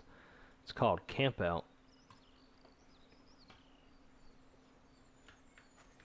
And so you can literally make a camping site. And so, you know, it shows you where your airplane's at. Just click the little plus sign. Let's say we want to put out a tent. Put it right in front of our airplane. You can rotate them, change colors and stuff. We can even add a doggy. We'll stick them right there. Look, there he is. So you can, you know, fly your bush plane, land somewhere, set up a camp if you're flying with friends, and your friends have this camp out deal, then they can send you, they'll build their camp, they'll send you the code, you put the code into here, and it will show you all of their stuff as well. So you can literally have a virtual camp out with your flight sim friends. And then after you build your camp, go do some fishing. Or go tear around in the Juice Goose. I love it because it just, you know, gives a little bit more to the whole bush flying thing. Do you have to install the scenery one? No, it's like I said, the scenery you just drag and drop into your community folder. What included in the scenery, or is it just certain area or all over? So the sceneries are just like smaller bush strips. Some of them I think are fictional, but most of them are actual places. And they've probably put their own little spin on them. But let's see. So there's not as many available yet for 24 because they're having to like go through and kind of remake them all. But yeah, you got a bunch of utilities. Chase plane is a must-have. It's a overhaul for your camera system. And also Flow Pro gets rid of your toolbar at the top and kind of puts it into this little pop-up menu. I like that for streaming so that people don't, you know, see that little bar at the top. You got the camp out utility that I was just showing you. Typical weather, it's weather presets, but it's based off of your geographical location. And then obviously the fishing one that we were just looking at. For the scenes, like I love Circle B Ranch. This is a ranch nestled in the heart of Cokeville, Wyoming. So they're all like, you know, actual places. But they're all very lively, and like this one, you see this chick actually shooting the bow and arrow. But yeah, so they're like some of them are bigger than others. Circle B Ranch actually is relatively large. I don't think I've flown Cheat River much. I think this one's in like Vermont. See, nestled amidst the Appalachian Mountain Range. Yeah, so that's going to be kind of more the northeast U.S. Hogsback Ranch is really cool. Very challenging short runway, or a little strip, if you will. It's in Northern California. And you can go inside this house and all that kind of stuff. Coyote Estate. So Hogsback Ranch, we flew out of this one. It's got a hangar. So we were parked in the hangar and we taxied out of it. And again, these are all, I think these are all shots from 2020, so it looks better now than this. And then we flew to Coyote Estate. Coyote Estate is very close. It's like a 5-minute flight. It's basically a drug kingpin's estate. And there's even, see, like, here's the bad guys transferring the goods. There's a DEA agent that you have to find, or you don't have to find, but there's a DEA agent that you can find. He's lurking around, observing what's going on. But yeah, there's a bunch of shit. And then you got some bush planes.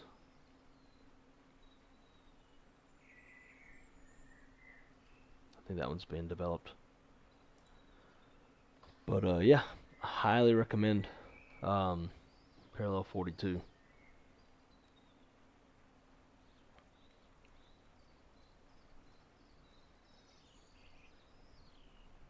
That's incredible.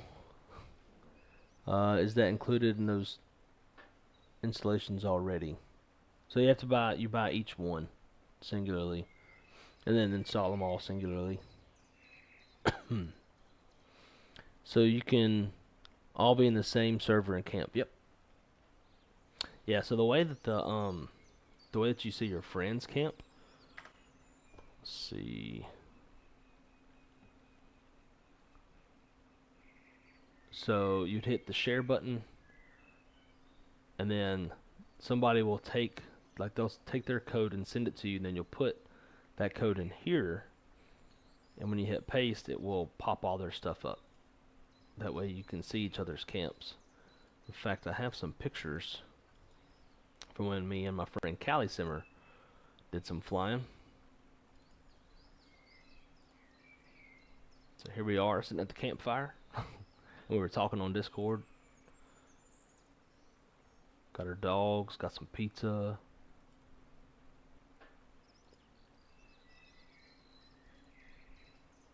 It's pretty cool. And this is a parallel 42 scenery. I think this is Widow's Peak.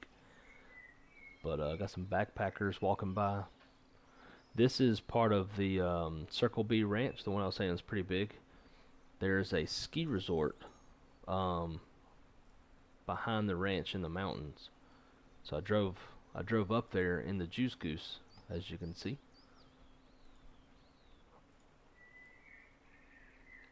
She's up there as well.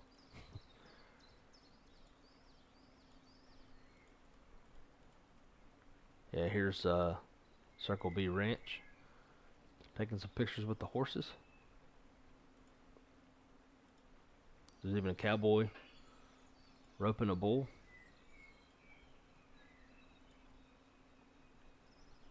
And this back in Widow's Peak, using the camp out utility.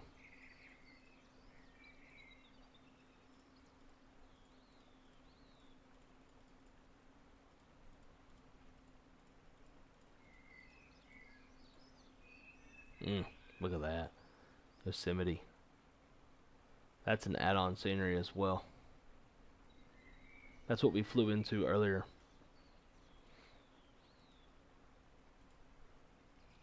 Whitetail buck. Half dome.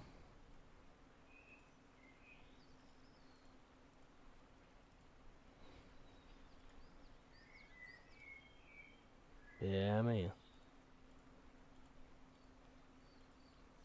That's what I'm usually flying right there. 321. More camp out. Ooh, yeah, baby. Black Hawk. And this was us fishing earlier.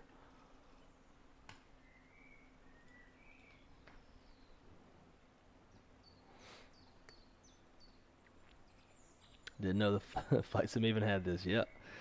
Do you also have to be on the same server? I don't know. It helps, but we just use like the built-in multiplayer for Flight Sim. But I think we were on the same server. Need to make a video on YouTube about all of this in depth. Gotta show my friends the video if you ever make one. Okay, yeah, I could definitely do that. I would enjoy it too. I love making these kind of flights. It's kind of content. But all right, man. Well, I'm about to carry my ass to bed. But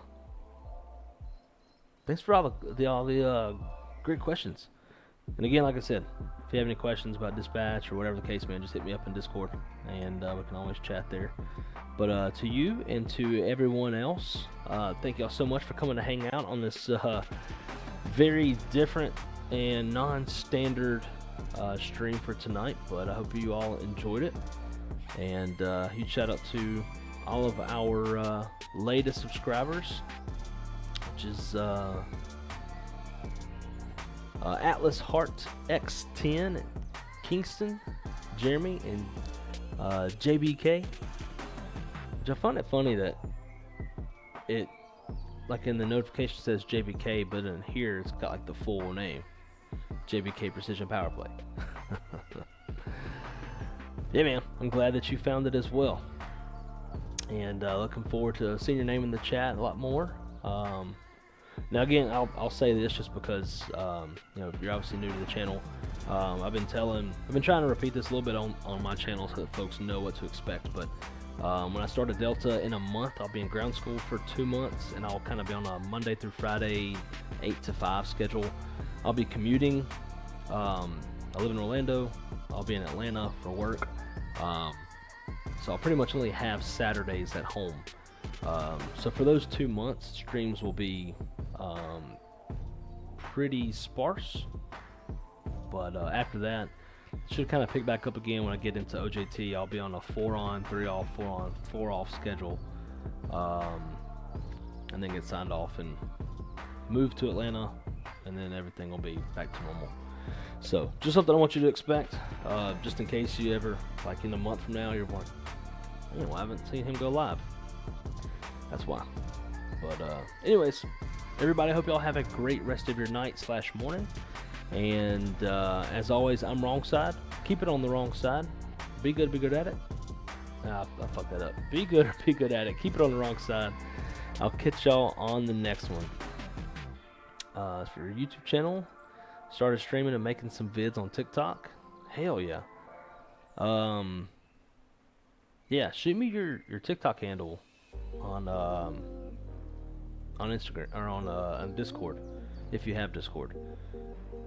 Also, do you have Instagram? It's not have TikTok.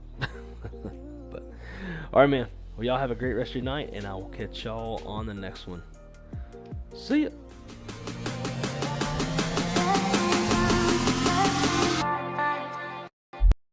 Yeah.